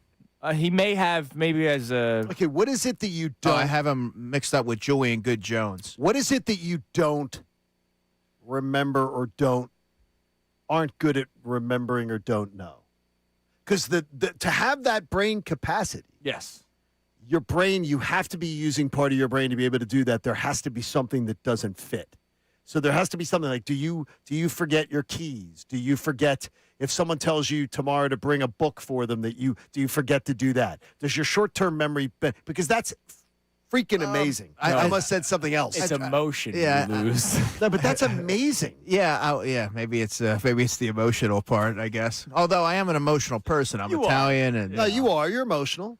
But but it's amazing what you, because the bandwidth has to be there. You have to be using bandwidth that is used, that something else gets pushed But I out. think we all have that. Like Connor laughs at me with the Guess the Philly because I do. The one you did, has it shown yet? I haven't. I was seen so it pissed yet. at that one yesterday. And I got it in 3 seconds. He got one in 3 seconds that I said, no way.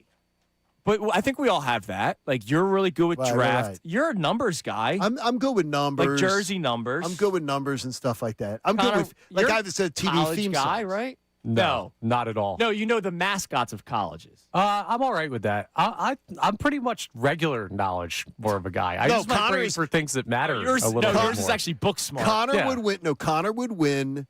Absolutely would win. Fanatic on Jeopardy. If we had Fanatic Jeopardy and we had all of us got to be contestants on Jeopardy, he would be in the Tournament of Champions. None of us else would. I am convinced of that. I don't think it would be close. No, I'd cook you guys. Yeah, I don't think it would be All due close. respect. But if we did face answers, Now, if one of the categories Phillies. was Yeah. if one of the categories was TV theme songs, I'd whoop your ass. that's all you. Yeah. But I'd we whoop your basically ass. you just put John and Andrew DeCecco up against me and Connor Thomas trivia. That was the level of what you just asked. That's for- incredible, like, though. This is like his That was- own history. You know what, though? Someone's riding in their car right now going, DeCecco's like a cyborg. That's is. incredible. That It's is impressive. incredible. That's why we literally say you're the best draft guy local. I would say Because you more care so that than much. You local. studied. That's no, kind he's of you just guys to studied it say. that much. There's a lot of really talented people across the league and locally who cover the draft, so By I the appreciate way, that. you were right. Paul he went to Washington. He played for Washington, never played in a game, practice. but he went there, yeah. he was part of the 70-man and- roster. How does he remember that? And Julian Good Jones was with. He's a center guard. He was with the Eagles. How's He he also was remember with that? Washington. Yeah. Oh, Like, it's unbelievable. dude, you're the best. Julian Good Jones. What's he up to these days? Yeah, check it out. It's Good-Jones. Thank you. One of my kids in my class did one of his little submissions in talk radio going, enough of the hyphenated names. I'm tired of these hyphenated names. Just pick one. Pick one. Dude, It was very funny. He was signed as a reserve future contract by the Commanders last year. Really? Good. Julian Good Jones. Yeah, he was signed off the Eagles practice squad a couple years ago. But they changed it to not very good Jones. What college or what Canadian football team? He did went to play Iowa for? State. Did he play for the Hamilton Tiger Cats? No, he you don't played know. for You don't know. he played for the squat. Winnipeg Blue Bombers. No, he was a Calgary Stampeder. The mighty Stampeders. They had a Hey, good look, year last year. give me credit, though. He went to Iowa State. He was a Cyclone. It's good work by you. All right, coming up next, we preview a conversation we'll probably talk a little bit more about tomorrow. Can you say must-win series in April?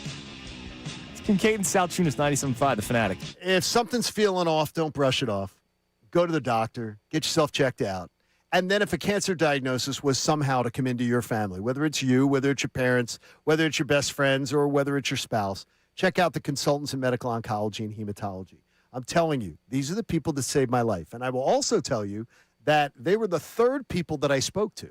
And I got referred to them by my surgeon, Dr. Henry Schoon Young. And when I met Dr. John Sprandio Jr., from the minute that my wife and I walked out of his office, we were like, he's the guy. They gave us a quick consultation. We were in quickly. We had clear communication, and we received an individualized plan. It just felt like we weren't being like ushered through with a cookie cutter approach. And I can tell you that they came up with a plan that saved my life, and an approach that we were told by another healthcare system probably wasn't the choice for me.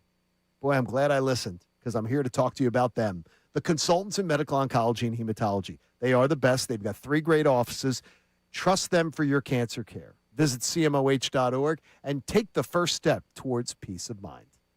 The Unfiltered High School.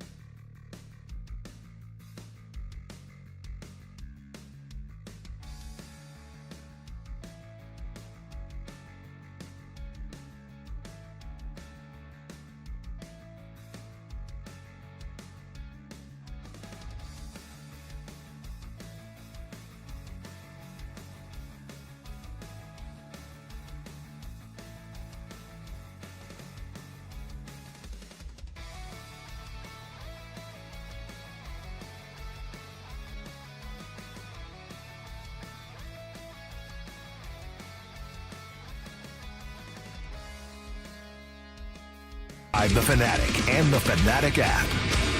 It is 9:47 here on Kincade Salciunas, 97.5 The Fanatic. A lot of fun Eagles talk today. A lot of fun Sixers talk. Sixers beat the Magic last night. They're in the playoffs. We have a big week ahead next week. Phillies will be playing the Braves and the Cubs, Sixers and the Celtics, of course, the Flyers and the Penguins. And we have the draft, which starts on Thursday. So we've had a lot of fun draft talk today as well. But I'm curious, because we're very good at pointing out that it's early with the baseball team, right? As you should. Can you have a must-win series in April? No. No, I don't think you Absolutely not. Kinda. No. Wow, Connor, you're on the other end of this. I'm surprised. Really? I saw his eyes perk up when I was teasing it. You can't. The Phillies have not won a series since the first week in April when they beat the Rockies, where they took 2 of 3 and they lost that third game. They dropped 2 of 3 to the Giants, 2 of 3 to the D-backs, 2 of 3 to the Cubs in embarrassing ways the last 2 games. Right. You're also now, I know it's early. You don't want to check the standings, but you're 3.5 games back of Atlanta. The Phillies left London 11.5 up on the Mets. The Mets left Citizens Bank Park. Well, they left their own stadium. Winners of the playoff series against the Phillies. It means nothing. It's April. It's freaking April. It doesn't mean anything. If they drop 2 of 3 to the Braves and they get embarrassed, you will take to Twitter and you will tweet about it. Absolutely. No, you can say in an individual game matters. Like you can go, the individual game sucked. You can say it sucked. I will stick to what I've always said. I don't give a damn about the team record until Memorial Day, till I've seen a third of the season go past. After that point, I'll say, okay, I've got a third of the data in on a baseball season. I can then look at it and go, yeah, I think I know what this team is. I know this. The Phillies were 14-12 last April. They were a mediocre club last April. Right, and they won 96 games. Yeah, but how'd they do in the No, I got you, but they won 96 games too. So if you were saying in April, man, this team, I don't think they got it. Don't think they have it. By the time the end of the year, everyone's going, they won 96 games. Rob Thompson and Dave Dombrowski wanted to hang a freaking banner of 96 and celebrate it. Like, I mean, I don't know anything about a team in April. I know that individuals I know. Well, I look for trends, and we're seeing a lot of the similar trends from last season, the season before, the season before that, and this star-studded nucleus is now older. So expecting them to all of a sudden rebound or think it's going to be assured because they've done it in the past, I mean, I think that would be a little naive. They're not getting better. They're not going to get better. Harper's not going to get better. Schwarber's not getting better. Turner's not getting better. So they need to turn it on like now. Real Muto's not getting better. Your next 2 games, left-handed pitching. Phillies have struggled mightily. Left-handed pitching. Martin Perez, game 1. Chris Sale, game 2. Oh, by the way, game 1 for the Phillies is Taijuan Walker, so it's not like you're feeling all that great about that. You have the aces, Sale versus Sanchez, and then Grant Holmes versus Andrew Painter in game 3. You know, the Braves are a team that scared me. I know they have all the injuries. Yeah. But they're a scary baseball team. Well, they have a better lineup. I agree with you. They got a better lineup than you do. Yeah. And clearly, and they're a better young club. And once more, when your platoon is not good, like it's great that you have a plan to face left-handed pitching, but when it's championship-type player Otto Kemp and Alec Boehm, you know. And when you you might have an answer. It's not a good one. And when you tell a 22-year-old that he's your everyday center fielder, and now you go and you find these reasons going, well, got to give him a day off here. Got to give him a day off here. He struggled a little bit. Give him a day off. That's not what an everyday player is. Let the kid play. Let Crawford play. He's been one of your best at-bats. As Ruben Amaro Jr. pointed out, he has been, if you're talking about quality of at-bats, he's top 3 on the Phillies. Yeah. So I don't care that he's had 2 nights without hits. He's been one of your top 3 guys of strike zone awareness, things like that. Yeah. Let him play every damn day. You said he's your everyday player. Let him play. Yeah, I'm with you. Commit to him. Especially Jackie Robinson Day. You might want to start the young African-American player, and you're the Phillies, who don't have a lot of them. You might want to think about that, Rob Thompson. Now, question for you guys. Dumb. What about Bryson Stott?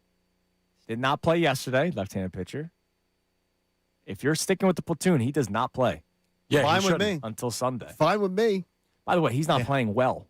when he's playing. Yeah. His gloves still. Gloves fantastic. He is on a 5-game hitting streak, slow starts the season, but it's all 1 for 4s. And That's a lot of the same. That one season where he hit, what was it, like 282 and or everybody something? thought he was going to be a batting champion. That was the outlier. No, we were being told Yeah, I know. And by the Phillies that he was going to win, that people were saying in the Phillies that he could win a batting title.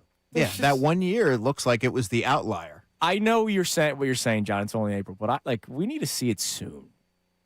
Like, guys put together. Like, it was great to see Harper have that stretch of games where he started hitting the ball really well. There's a lot of guys that need stretches. Okay, but what I'm saying to you is mid-June of 23 was the Mets year, or 24 was the Mets year. 24 was the Mets year. So mid-June of 24, the Phillies stomped and were stomping the league, and the Mets were double-digit more out behind the Phillies when they left London. And when the postseason came around, the Phillies were the ones whimpering out, and the Mets were the one going to, challenging to go to a World Series. But you're also the guy that wants to fire the manager already. That's because you're worried about Luzardo. No, because it's not about firing the manager now. We have years and years of data on the manager. How's that different than the data we have on the team? We're not talking about. Well, the thing is, you can't fire the team. Right. Because the general manager signed a bunch of stupid contracts that, by the way, all of you guys are signing off on. Slow down on the And I contracts. said no. You're saying you can't fire the team. But just before that, you're saying you don't want to, even if you could. No. You're saying faith in the team, but the Who manager. says I wouldn't? You were just saying we got to wait till June. You don't have enough data. because you can't. There's nothing you can do about it. But these are the same players, so you're giving them grace that you're not giving the manager. No, and hitting because you coach. can't do. The manager can be changed. You can't do anything about the guy you signed to a stupid contract like JT Realmuto. So you are worried about the Phillies, but there's nothing you can do. The Phillies players, there's nothing you can do, individuals, game to game. But what I also know is like trends. Andrew brings up trends. Right. One thing I know with trends is the Phillies are going to get hot. Of course they are. This Phillies team's going to win 13 of 16. Yeah, but you don't know when they're going to become streaky again. Correct. That's the nature of this makeup. I know when. No. I'll tell you when. That's also baseball. I'll tell you when. October 5th through the 12th.